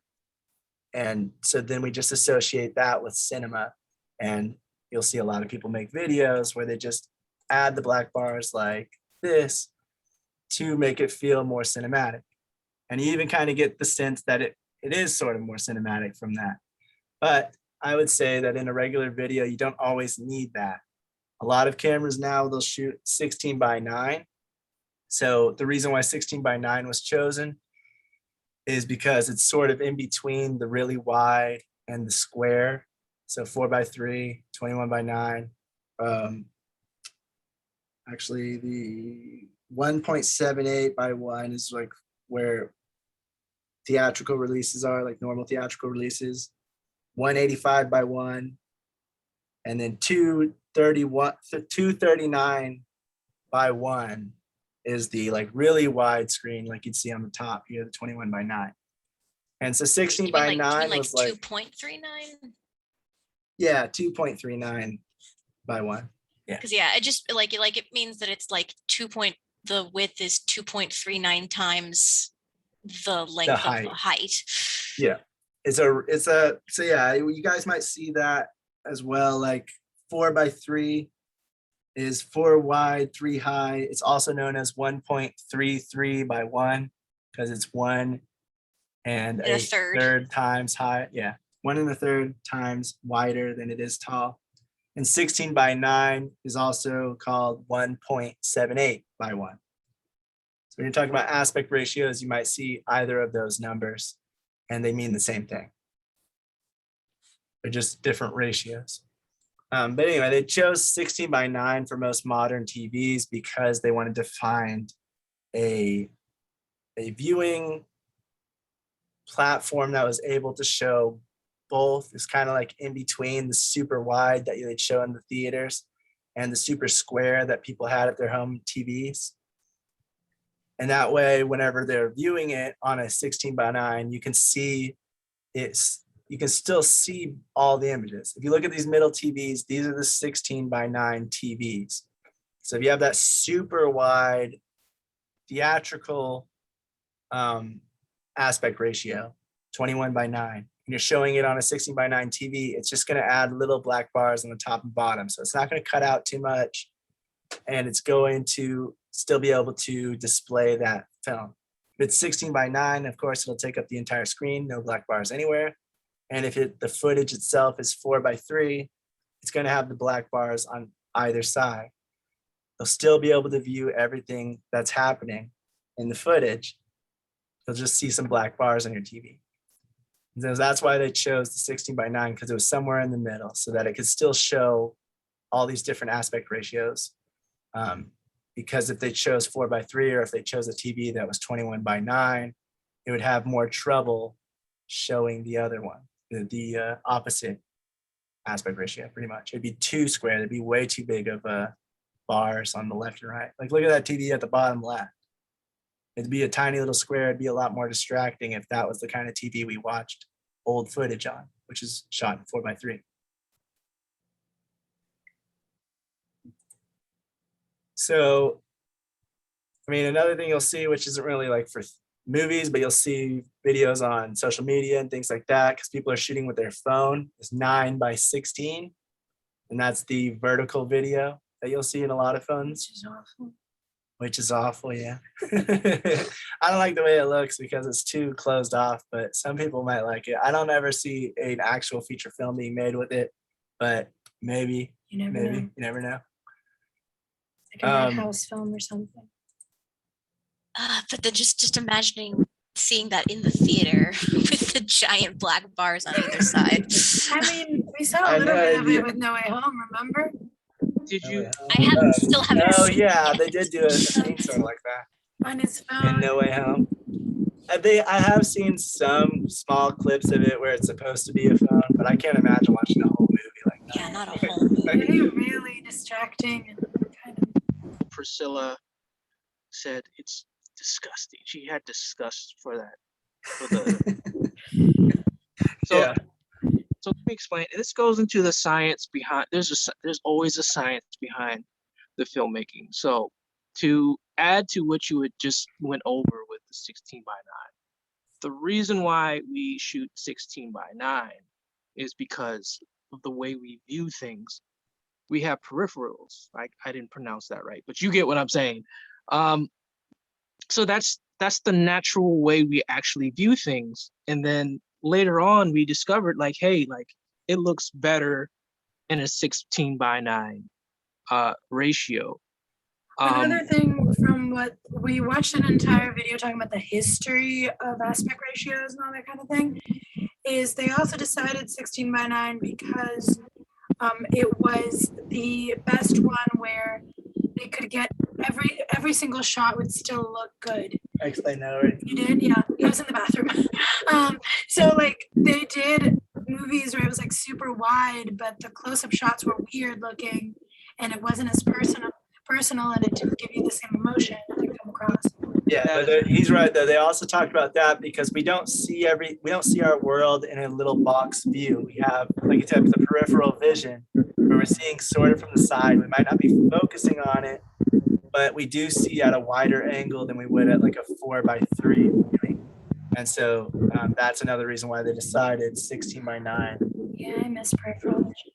When you see people record things on your phone, it's not pleasing because it's cutting off so much that you would normally see. You know what I mean? That's why Priscilla had. And it just looks obnoxious to see someone's big head taking up the entire skinny screen. It's a 16:9. There was one guy I was watching, and he was talking about your actual peripheral vision. I pronounced it wrong again, but he was talking about it, and he was saying like what things would actually look like in the corner of your eye. And it's pretty much talking about what we focus on. So it kind of goes into framing and getting people to follow things with their eyes. So 16:9 is a full screen. The reason why you put those black bars, which I call it the widescreen aspect, or the what is the word? But the Letterbox. what's the word? Not talking about letterbox. No, the super wide, the black bars on the top, on the bottom. So, everybody calls them the black bars, but what it really is just an absence of picture. Those black bars represent, that means there's nothing there. And black, as you know, black is not a color, black is a shade and is the absence of light. So that's what it represents. It's pretty much telling you there's nothing there. But people will go and take black bars and put it over, to kind of represent it anyway. But the reason why they do the black bars is because you put a black bar on the top, put a black bar on the bottom, it makes you focus towards more of the center of the screen. Because like I have my TV in front of me now and it's on full 16:9. I have all these distractions. Like, I have my PlayStation underneath my TV. I have, my DVD players up here, CDs all over here. I have all these distractions at the edge and the border of my television. But if I watch a movie, those bars make me focus on the center, away from those distractions. Yeah, that makes sense. Mode. Did you also give the tip that someone gave about editing with the bars, or no? I haven't got into it yet. Oh, okay. It is kind of funny though, because I was telling Coda, because he was asking me like, hey, you go to the movie theater more than me? So he was like, because I like movie theaters more. So he was asking me like, when you go to the movie theater, are there bars like on top and bottom and on the sides, or just top and bottom or whatever? And I was like, well, first of all, it's been a million years since I went to a proper movie theater. But second of all, like I didn't remember. I honestly didn't. I was like, I couldn't tell you because every time I go to the movie, I'm just focused on the movie and I don't really pay attention to like where the bars are, There are where no the in a movie theater screen specifically because it's pitch black in there. There's no need for it. It's supposed to guide you, and the screen is huge. But when people stand up and get in front of you, that's when you get distracted. You're like, oh crap. Television, on the other hand, a television is nowhere near the size of a movie screen. Even the biggest television is not the size of a screen. So like you take risk of having all those distractions, like I mentioned. But a theater, there's no need for it. So you can just, play it. It's in the dark. yeah, I was like, I don't think there are. Like I was thinking like I don't remember seeing any bars. But then again, I never look for those things. So I was like, I wonder if it is, and I've just never seen it. You'll notice it because when I go to film festivals, I'm like, ugh, because I'll see the bars and I'm like, you got this big old screen and you have these black bars for no reason. It's like the thing to consider when you're shooting, like, are you going to be screening it for a theater or not? Because I'll do two different versions. I'll have the internet version, which I'll put the bars there, like as you saw in my trailer for YouTube, and then when I screen it, I'll take those bars away because it's just gonna look funny, because the whole purpose of the bars is to kind of like give it that cinema feel. But if you're actually in a cinema theater, like what is the point? You know what I mean? Like you just overkill at this point. Right, and I was actually hearing that some films use different aspect ratios within the film itself for different purposes. Like, they use four. I'll get into this in just a second. Let me go back to this first. So we have 1.85 by 1, which is cinema film. The majority of films that we see are shot in that. Then we have what's called CinemaScope, which I'm not sure if that's starting to take over more, or if that's just another theatrical one, but that's shown in theaters and it's a widescreen theatrical release, 2.35 by 1, which is called CinemaScope. And then we have the 16 by 9 and the 4 by 3 as well. But the ones in theaters you're most likely going to see is 1.85 by 1 or 2.35 by 1, or maybe a mixture of the two. So when shooting, the cinematographer and the director are going to choose the aspect ratio to shoot at, but they're also usually going to try to keep most of the action within the guides so that it may be adapted to multiple formats without losing the action from one aspect ratio to another. So if you have the action too close to the edges and you're shooting an ultra wide screen, you're not really going to be able to take that and put it onto a 4:3 TV unless you do what's called pan and scan, which is panning it over and like scanning it into just having that part of the frame in. But if you have action happening on both sides of the screen and you're doing like something as big as CinemaScope, which is 2.35 by 1, a lot of that stuff's going to get cut off when you're trying to make the 4:3 edit for a standard television. And most of the time, that's why you have super wide scenes that don't have too much stuff going on either side, and why a lot of the stuff might be happening more in the middle or slightly to the edge, but not all the way to the edge. It's so that these different formats can be used for different, that it can be adjusted for different aspect ratios depending on what display devices it's trying to use. Now, a lot of TVs are starting to have 16 by 9, so a lot of things aren't worried as much about 4:3. But if you ever see a Blu-ray or something, a version that says full screen, and then you see one that says widescreen will be the 16 by 9, full screen will be the 4:3.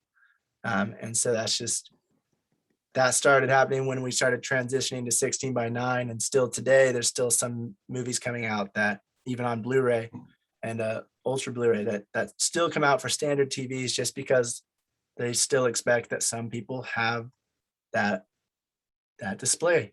They don't have the new ones, the flat screen TVs, the 16 by 9. So normally what you want to do is you want to try to keep most of the action somewhere in the middle or somewhere where you're able to like punch in when you're making it for one of these smaller aspect ratios. You want to shoot for the large aspect ratio, make sure you're getting everything that you want in that framing. And then your camera will have guides of like the bars of what a 16:9 aspect ratio would look like, what a 4:3 aspect ratio would look like, and plenty of others if you want to make the adjustments in certain cameras. So I know movies in Europe and things like that, they shoot at a different, they have a different aspect ratio in their theaters than we have in ours. So that is also something to take that is also something to take into consideration if you're planning to maybe have a worldwide release. If you ever get to that point, that's the kind of stuff that you would need to take into account, because since their display is not the same, you still want all the action to display on their screens as well as yours, especially if you're showing it in theaters. So you have to keep it at least within the lines, within the grid of the European version of their aspect ratio for theaters and the American version of theaters. So there's not those black bars like Brian was saying. You want the theater to have as much of it as it can, so it's like a different experience. But yeah, so usually that's what they'll do, and then if they are going to make a full screen version for 4:3, they will reframe it and punch in and do some other things to make the main part of the action work on 4:3. But you'll see a lot more of what was going on if you watch it on a wider screen format. Yeah, the thing is with the black bars is that, like, you know, I get like, I get when, you know, you do it to give it a more cinematic effect, but that message will not get across if someone is watching it on a screen that's too wide, because to them it's just going to look like there's black surrounding the entire thing, and that is not visually appealing. Yeah. Well, that's what So like most if the black TVs bars are hard coded into your video, I try to stay away from that. Well, isn't that why most screens now have like the same similar dimensions as far as width and stuff? Like how Yeah. long? Most of them have 16:9 now, if you're talking about like TVs, but there are other aspect ratios still out there, and that's why you might make a version for that.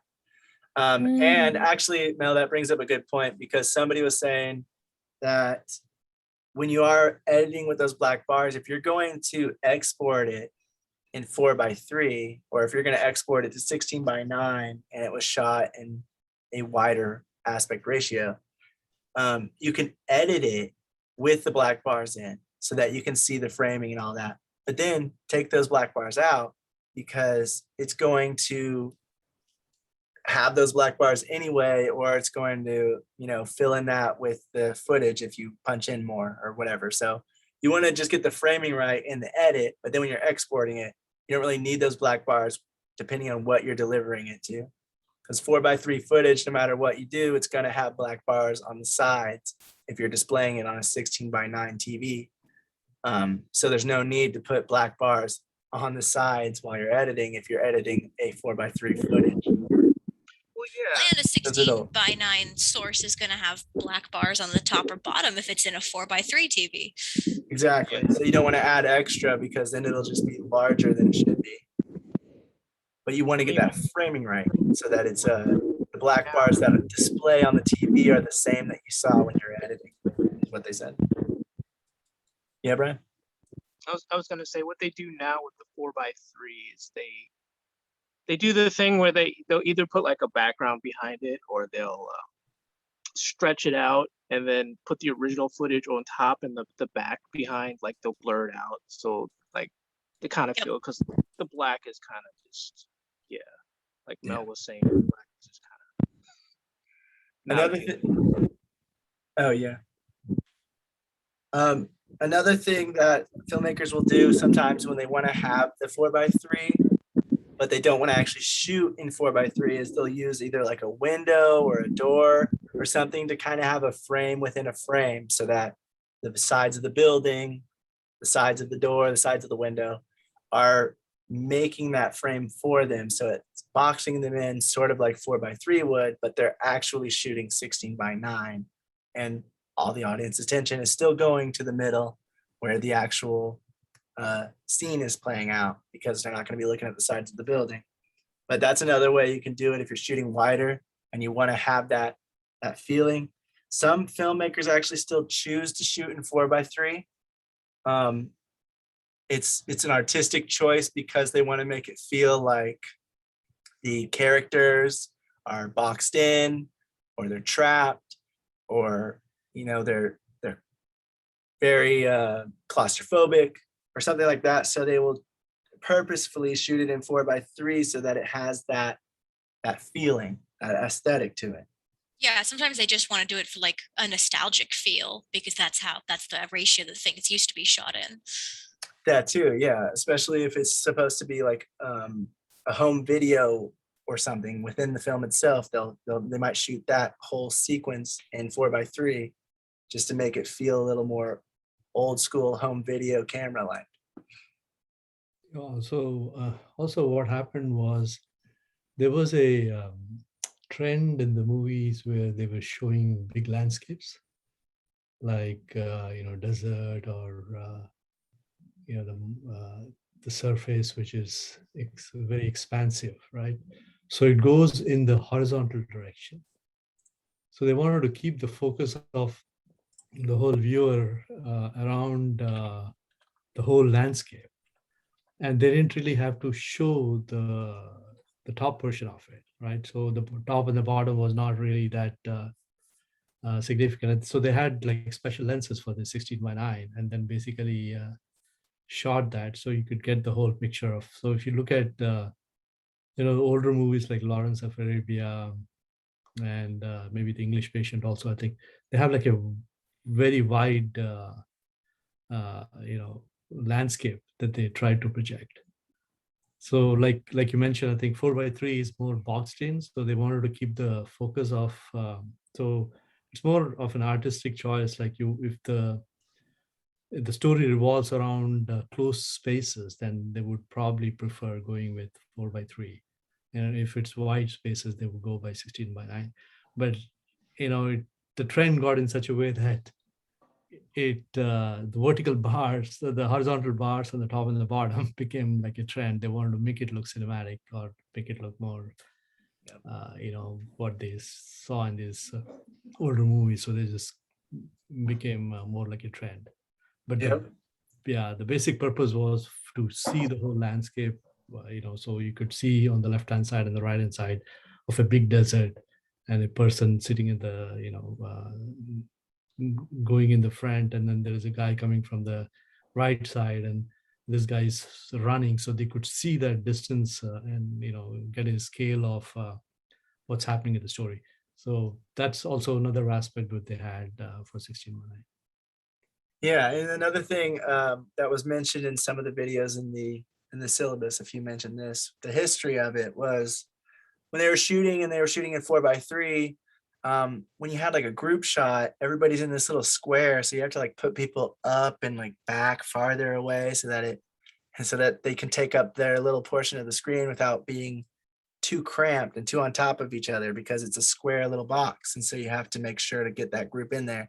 And so when they switched over to like wider formats, the 16:9 and the 1.85:1 and all of that, they had a lot more room on either side to be able to put the groups. Now they can all stand next to each other, instead of some people being in the background a little bit, some people being a lot closer, and all of that. Like those kinds of things got better because there was more room for people to be in that space. So I thought that was interesting. And another thing I wanted to mention is anamorphic lenses are used.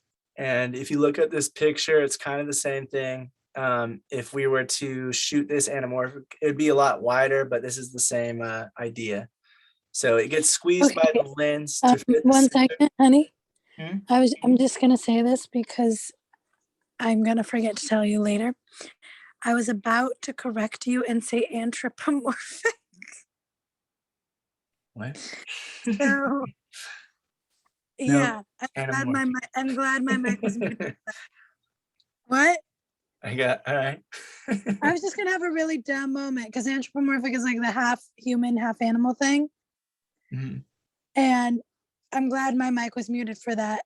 But it was just really funny. And I was like, I'm gonna forget to tell Coda. So I just thought I'd mention it and Wait, humiliate myself. so then you say it anyway. I just said I should. That's not they like so you make a Yeah, fool of yourself because anyway. No, I'm still gonna make a fool out of myself regardless because I don't care. But I'm just saying because I was like, I'm gonna forget to tell him. And this is a very stupid moment. And I just I was just very dumbfounded at myself and I just wanted to tell you about it.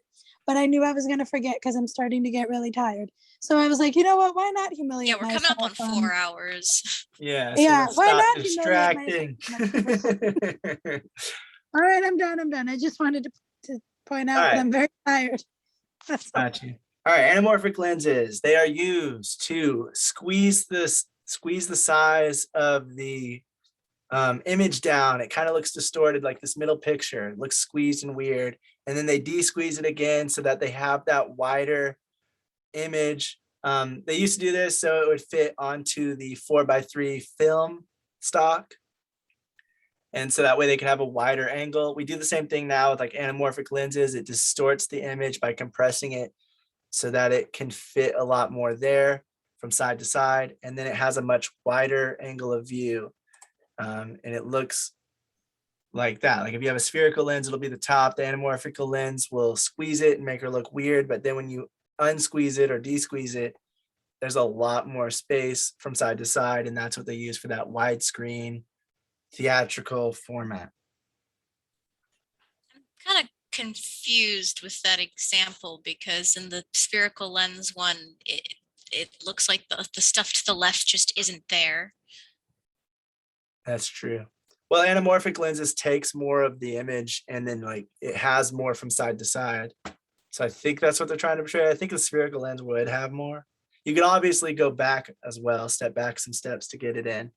But I think what they're trying to just show is that the anamorphic lens will have more on either side. It's just squeezing it down to the same size as the spherical lens. And then when it unsqueezes, it's a lot wider from side to side. To show more of that background, show more. This is a permanent process. So when you shoot, there's no undoing it or fixing it. You're gonna have those black bars in there forever. You have what? You have what in there forever? If you do anamorphic lenses. So if He you're said against you're gonna have those black bars in there forever. What black bows? The ones that'll be on top and bottom if you put this on a 16:9 TV or if you put it on a 4x3. I think Ghostbusters was shot in anamorphic, and I've never seen it without the black bars until recently, and I was like, this looks atrocious. It's terrible. I need the bars. You need the bars? What? Love the bars. Love I Some think do what he it means well. is because it was shot like that, it probably looks really weird without it. yes, And they probably had to like compress it or something, or like not compress it, but stretch it out or something. yeah, it's always had, the Ghostbusters has always had the black bars ever since VHS. And they tried to do the Blu-ray where they took away and gave you a full screen. And in order to do that, they had to really cut a lot out, a lot of the frame out, and it just looks terrible. Oh well, yeah, but like if you can show it on a screen, I mean, the ideal is that you'd show it on a screen that is the same ratio as the video. No, but that's what Like, he's saying. don't cut anything off, definitely. No, yeah, I think what he means is like they shot it with the black bars, and so they tried to remove the bars so that they could release it without that and like full screen, but they ended up messing up the image, right? Is that what you mean? When you shoot it like that, you're shooting it, you're not shooting it at a 16, you have the option of taking those bars. So when you play it on your computer, it's gonna have those black bars, like it's permanently there. Like there's no option to take it out. So you have to make up your. That's what me and my guys go over all the time. Like, are we gonna shoot this anamorphic? Why do we even want to do it? So the whole purpose, why do we shoot anamorphic if we have the option to put black bars on there later on? is just a look of the lens. That's it. Like that might be softer. That is literally that's it. Like it's really So nothing. I guess I'm confused. Anamorphic, like it has black bars hard encoded into the video. Because what it's doing is like it's squeezing the footage and then stretching it out. So it's kind of like almost like this is an extreme example, but like a panoramic, like a panoramic on your phone, where you push the button and you like go all the way around and it takes everything and condenses it into one photo. Yeah.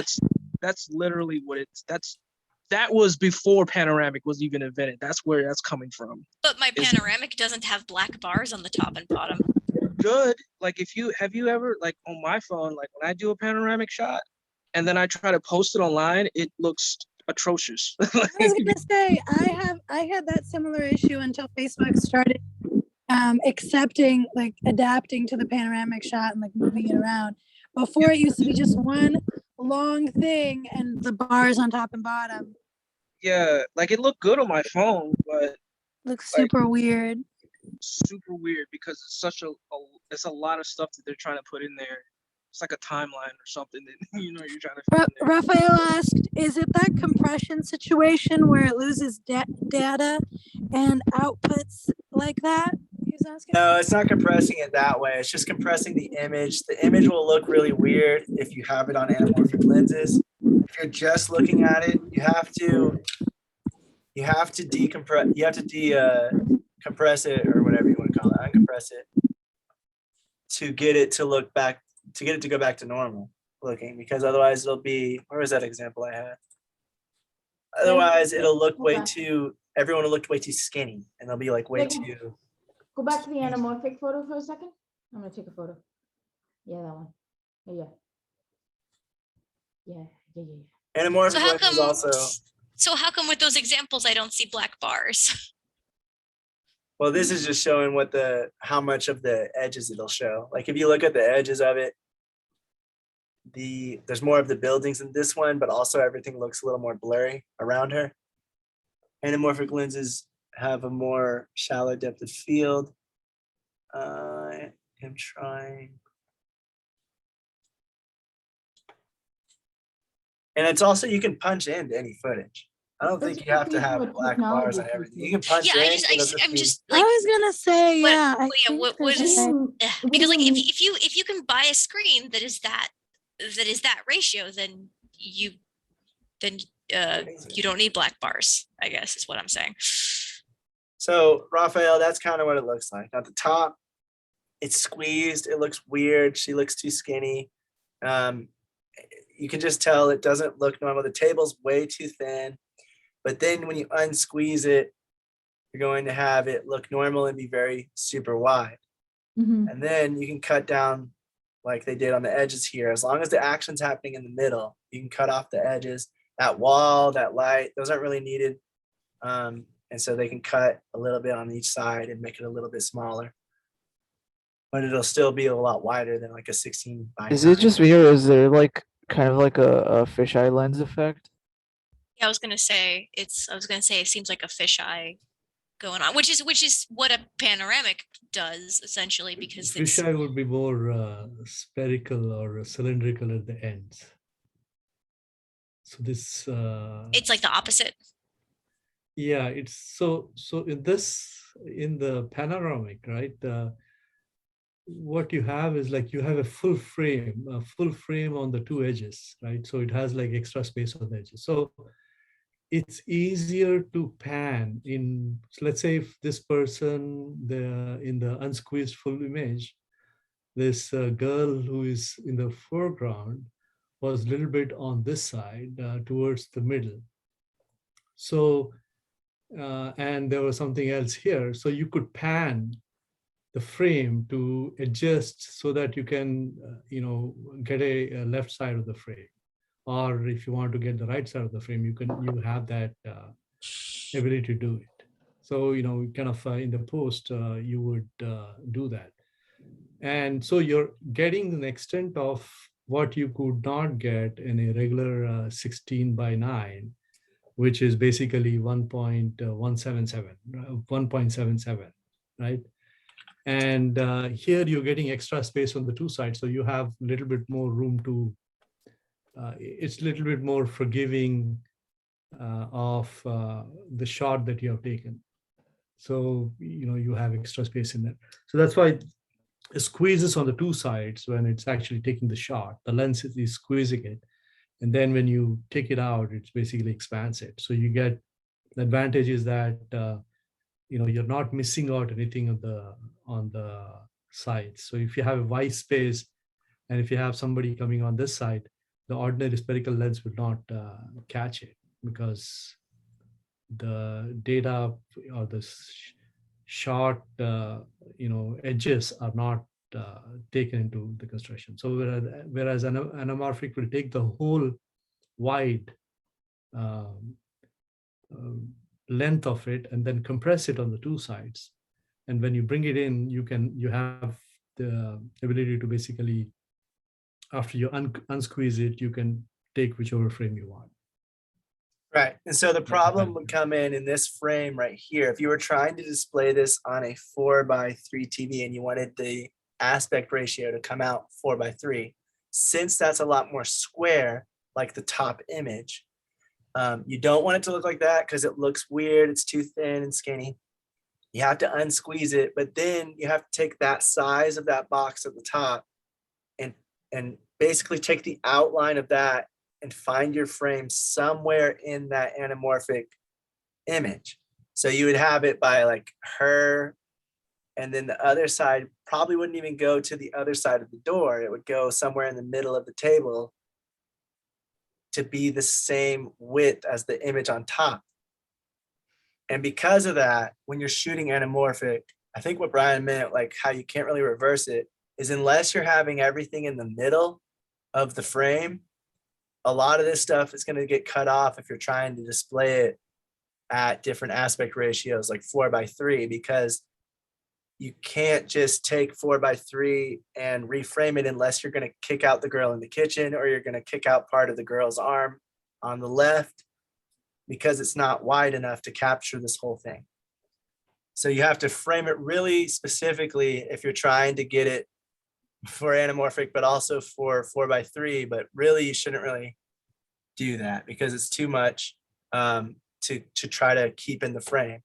If you look at are the squeezed examples just showing how it really doesn't work in 4:3? No, so that's actually how it's going to record it. Like the lens distorts it that way, and then you unsqueeze it. So it makes it look that way. It looks thinner and taller than it really is. And then so unsqueeze it, it looks natural, but it's very wide. So I'd like to add there. So if you do a simple math, right, 4:3 is what? 1.33 by 1, right? And if you do 16:9, that's 1.77 by 1. So that means the length of the frame is getting reduced. And if you look at anamorphic, it is 2.33 by 1. So basically, you're almost doubling from the 4:3 to 2.33, right? So if you want to go 4:3, you would have to have the frame size of 1.33 by 1. You'd have to cut out half of the whole the width. Yes, right. So you have a ratio of 2.33 to 1.33 between the 4:3 and the anamorphic one, which is 21:9, somewhere around there. The other thing about anamorphic lenses, guys, is they're more expensive and they're harder to work with. So unless you know you want it, I would recommend not getting it, because it is very, you can have a camera that'll show you it'll show you something similar to this. It'll be like white lines. It'll show you what a 16:9 frame would look like, these yellow bars. And it'll show you what these 3:2 would look like. And it'll show you, depending on what you're shooting in, you might be shooting 16:9 footage, and then you'll have, some frames that might look more like this or something. And then you have to make sure that your footage is lining up with those boxes, and make sure that the stuff you want to keep in each aspect ratio is somewhere in that framing, unless you are going to reframe it for like 4:3 or reframe it for 16:9. Because if you shoot, like for instance, this footage is shot in 4:3 because it's very square. And that's why the green box, the 4:3 box, takes up the entire image. So if you're shooting it for 16:9, you're going to change the aspect ratio to this blue box. So you want to make sure that everything in that blue box is what you want to capture. You're leaving enough headspace and all of that. You're not having the person's head go up to this red line or above, because then the 16:9 footage, you're going to have to either cut off part of that person's head to get it to fit, or you're going to have to move the image down in your editing software to where the person's head fits under the blue, but then you might be cutting off something at the bottom that you didn't want to cut off. So when you're shooting, you just need to be aware of what you're trying to shoot it for. Shoot it for the biggest thing first, and then make sure that the rest is somewhere around or has enough room and space so that if you know you want to have a theatrical debut, but you also want to do it on televisions and streaming services that use 16:9 mostly, then you just make sure that the action and the main parts of the frame and the composition are inside both of those aspect ratios, or can be moved later without something being cut off or something being left out that needs to be in there. Which is why, again, if you have a lot of action and you have a lot of action happening on both sides of the screen, you really need to know what kind of aspect ratio you're going for, because once you start getting into the more boxy frames, you will start to lose those edges. This one's a good example. If you're shooting a movie 2.35:1, I think that's anamorphic, you're going to get all those side edges, you're going to get everything. And maybe you have, it's a superhero movie, you have people flying in from left and right. Well, just know that if you're going to show that thing in 16:9, you are not going to get those edges. So if you're showing that somebody's flying in from the left, somebody's flying in by the right, they're not going to be seen for this entire part of the frame when shown on a TV that's 16:9, unless it's showing in those bars, those like the black bars where it's like squishing the image down a bit. And it shows the black bars on top and bottom, and has the rest of the aspect ratio the same. Yes, Raphael, you raising your hand. Wow, that's a big difference. But I was gonna ask, I think I'm kind of confused. Would you shoot for emphasis on the small area or the larger one? Because I think you said large, and then, but like you want to make sure that you get the full view of whatever you're trying to shoot, right? Right. And so like the 16:9 is the thing in the middle, the very middle. So it's the middle of the blue and the red. The red is 4:3, and the blue, the whole blue, is the anamorphic wide. So if you know you want to display it on the TVs, the 16:9 is cutting off all this stuff on the left after the red line, and all that stuff on the right after the red line, all the stuff above the blue line on the top, and all that stuff on the bottom on the all that stuff below the blue line on the bottom. So if you're going to show it in theaters, you can see that this blue box is going to be everything that's going to be in frame.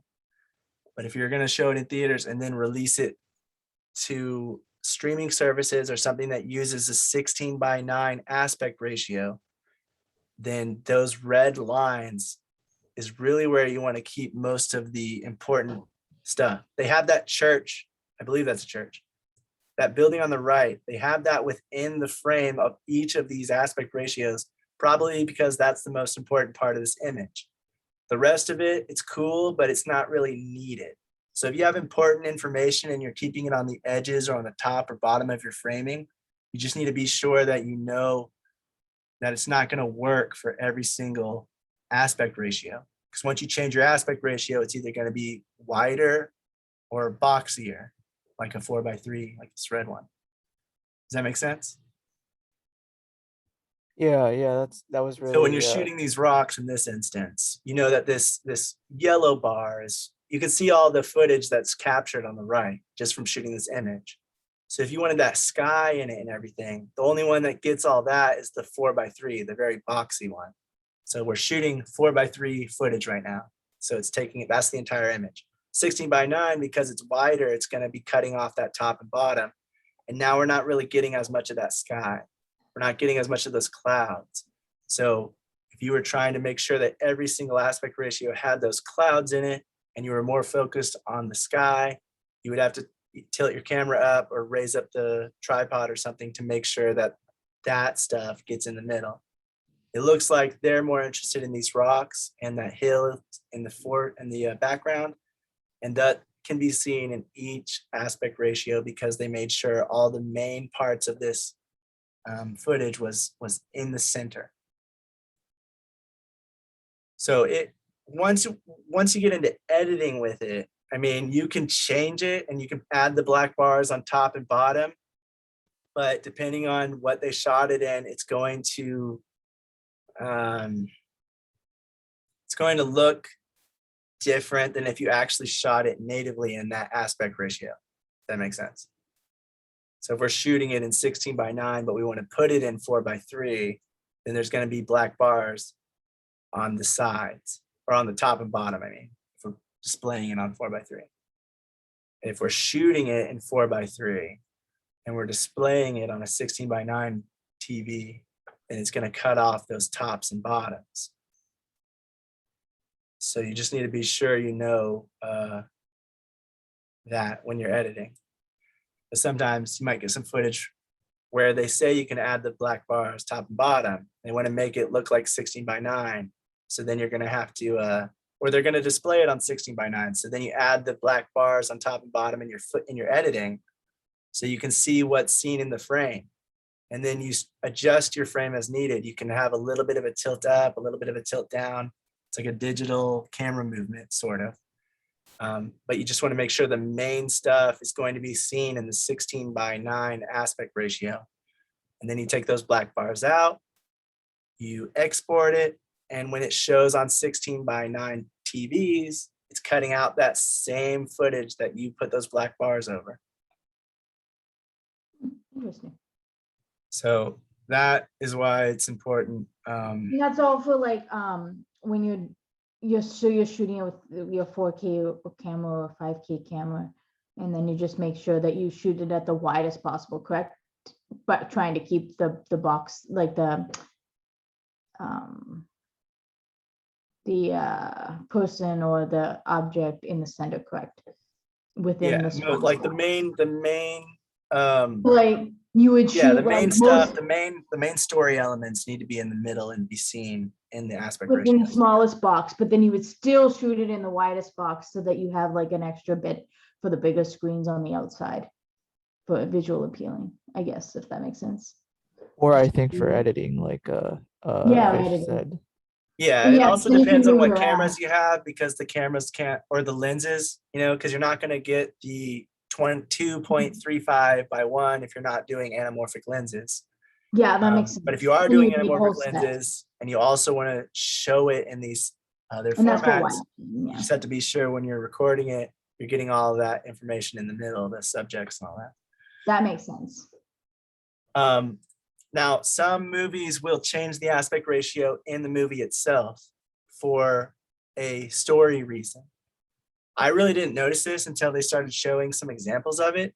I would recommend you guys go watch some of the videos on aspect ratios in the syllabus, or just look it up on YouTube.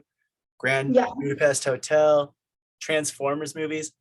Transformers movies don't do it as well, in my opinion, but I think that Grand Budapest Hotel did it pretty well. They changed the aspect ratio each time the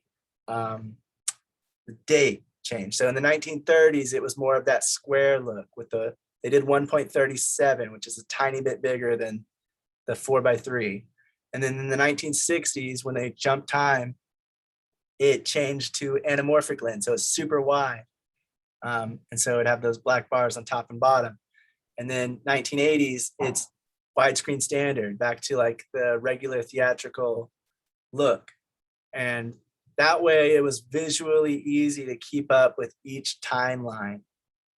When they went to a different time, a different date, it would be easy to keep up with because the aspect ratio would change. Question. So if you have an anamorphic lens, and like if you're shooting, say, a movie so that it can be shot in both views? Do they have like all different lenses and they just shoot the movie kind of with two camera setups, like one with anamorphic lenses and one with regular lenses? Or do they just, does that make sense? Or do they You just mean like with this? So like if you have a movie and you want it in, you know how you have both like widescreen and regular screen? Mhm. Do they shoot it separately at the same time, obviously, so the movie would be the same? Or do they take, say, an anamorphic lens and then cut it for normal screen? They would take the anamorphic lens, try to keep the main stuff in the middle, and then when you're changing it to be like 16:9, you would Yeah. sort of reframe it and cut the edges off. Got it. That makes sense. So that's how they would shoot. So in this that. They picture shoot it all in in this anamorphic picture in the lenses. middle, you have the guy sitting and you have the girl in the background and somebody in the stairs, but there's not much going on the left. So when you're changing that to 16:9, you would probably just cut off a big chunk of that left part. And then the rest of it would be that 16:9 aspect ratio size. And so you still have pretty much everything you need for the scene. It's just not as centered as you had it in the anamorphic. That makes sense. And they would have the lines like as you're filming, so like the director and things can kind of see where the cuts will be while they're filming it. Yeah. Or there's an alternative where they just show the film in that aspect ratio, and your TV will have black bars on the top and bottom because it's That's how they shot it. Yeah. displaying the shot. Yeah, exactly. I've seen both of those actually, like where you have the black bars, and then I've seen it where they actually do a very good job of like keeping all of the movie in it so that you have both widescreen and regular screen. Usually on like really big budget movies, say like Disney and stuff, if they've got widescreen and regular screen, they'll have them both show the same. Right. Like the quality won't be lost at all. And then you have other films like that purposefully change the aspect ratio within the same shot, within the same scene. There's a shot that they were showing from Oz the Great and Powerful where it starts out black and white and square, and it looks like this, where there's black bars on bottom, left, right, top. And then whenever he gets into, I think it's when he gets into Oz, the aspect ratio changes, there's color, and the aspect ratio widens to be that wide cinematic format. So at the beginning, it's in that little square box, and then it extends to show that it's like in a new land, it's opening up, and it's like a story element to it. I've seen others that were, it's kind of like, it feels sort of like you're punching in, like you're dollying in or zooming into somebody. When all it is just they added a little bit larger black bars to the top and bottom, and it makes it so you like I think Brian was talking about this earlier, you focus more on the center because of that. You don't focus on everything going on, you're focused on this character. If we had this whole image from top to bottom, we'd have a lot more headspace above him and below him. And then if they punched in really quickly where they took that stuff out, we would focus way more on just him and his head than we would on whatever's above him and below him. No, brilliant. No, looks great. I like that. That's smart. I actually like that shot a lot too of him there in the black and white. That's good. It's well placed. Anyway, lost all of these shots that you see look good. That one to the left. What? Just something's going on. Like, see how in the preview there's no black, but when you click on it, there is. Where? The other, when it goes wide, see how the thumbnail on is there's no black in the thumbnail, but then when you click on it and then it shows. Oh yeah, right. And also, was it like that, or was it like the one below it? It was like this. They said it like they show it. They show it. You can look it up. The scene, and they show right. But see if you move your cursor down, there's one where it's black bars on the top and bottom, which is different from the other one.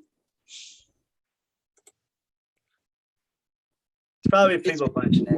I would say watch the actual film. What it looked like too when they showed it is it looked like this. There was still the bars on top and bottom, but the sides expanded out. Because it was the ultra wide cinema aspect ratio. You're to answer muted. Mel, it's because they shot it in a specific way where it's not a screen. It's just an absence of whatever's there. So if you notice now what they're doing on YouTube is like they're making it so that the screen on YouTube is conformed some kind of way. Like this video I'm watching now has the black bars, but then there's another video I was watching where it's really wide, but it doesn't have the black bars. Yeah, I like that YouTube's doing that. You notice that that's what's going on. Like you can render it at a certain aspect where the bars aren't there, but it's still like wide. But when you put it on full screen, the bars will be there.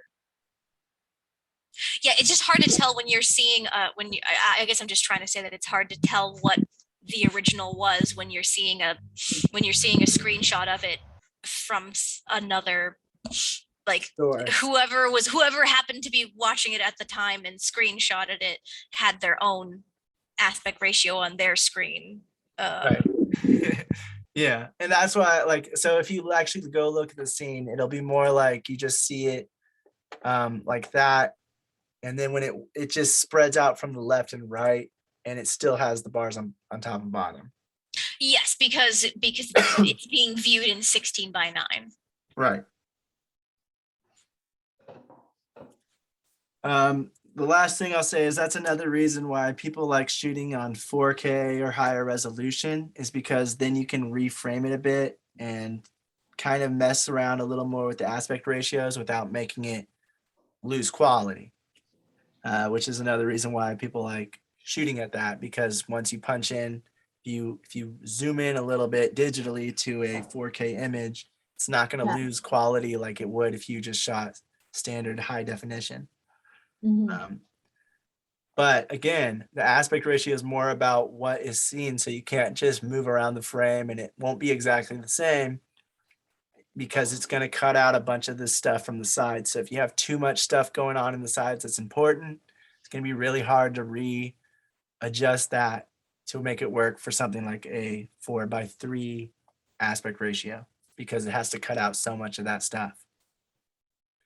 Or just do really, really thick bars. Yeah, that's true. And it'll look weird. I actually saw a movie where every single part, it was kind of like this actually, where every single part was I like that's bars. kind of what I was trying to say about like why I don't necessarily like it when bars are hard coded into a video, is because you might get that effect. Yeah, and it depends on what you're viewing it on, but that can definitely happen, and it's weird, honestly, I think. Because you notice it more, I think, when it's just something in the middle instead of just. Yeah, I don't find that side. particularly visually appealing. Right. Does anybody have any questions, comments, anything to add about aspect ratios? No. How much more are we going over tonight? That's it. Yeah. Because I work early and I just didn't check in. Yeah, no, I did too. I need to get off here in a second, but yeah. Yeah. I'm so tired. Yes. Well, All right. Yeah, I'm in Pacific time. I don't know how you guys do this all the time. I don't know either. We do It's it. it's a little worse. preparation. Like Love I of said. film. Priscilla, I'm you on a look beautiful in your photo. what? I said your photo looks beautiful. Thanks. I hate Yeah, it. you changed your Change photo. it. Why? It's so I think my ugly. face looks weird. I'm gonna pick another one. All right, guys, wait. Last thing Alright. I'm saying is Monday, we're going to be talking about terminology and editing. So some of these terms that you might be hearing, you'll be able to communicate better with your editor if you don't know them, or you'll be able to understand what they mean if your editor says them, or Yeah. you'll be able to know what they are if you're editing, so you'll know what to look for. Then we talk about sound equipment. We've already kind of gone over this last semester, so we'll just briefly go over it. Financing for films, we've already talked somewhat about that, but if there's new information, we'll talk about that. And then for editing, we're talking about sequences and nesting and what that means and what it does and why you do it. So that's Brilliant. stuff for Monday. Sounds great. Sorry guys, I didn't mean to be all like, let's end this. Normally I can handle it a little better. I've gotten my sleep schedule a little more under control, but I think me and Coda might have gotten the new variant. And I'm gonna end the recording.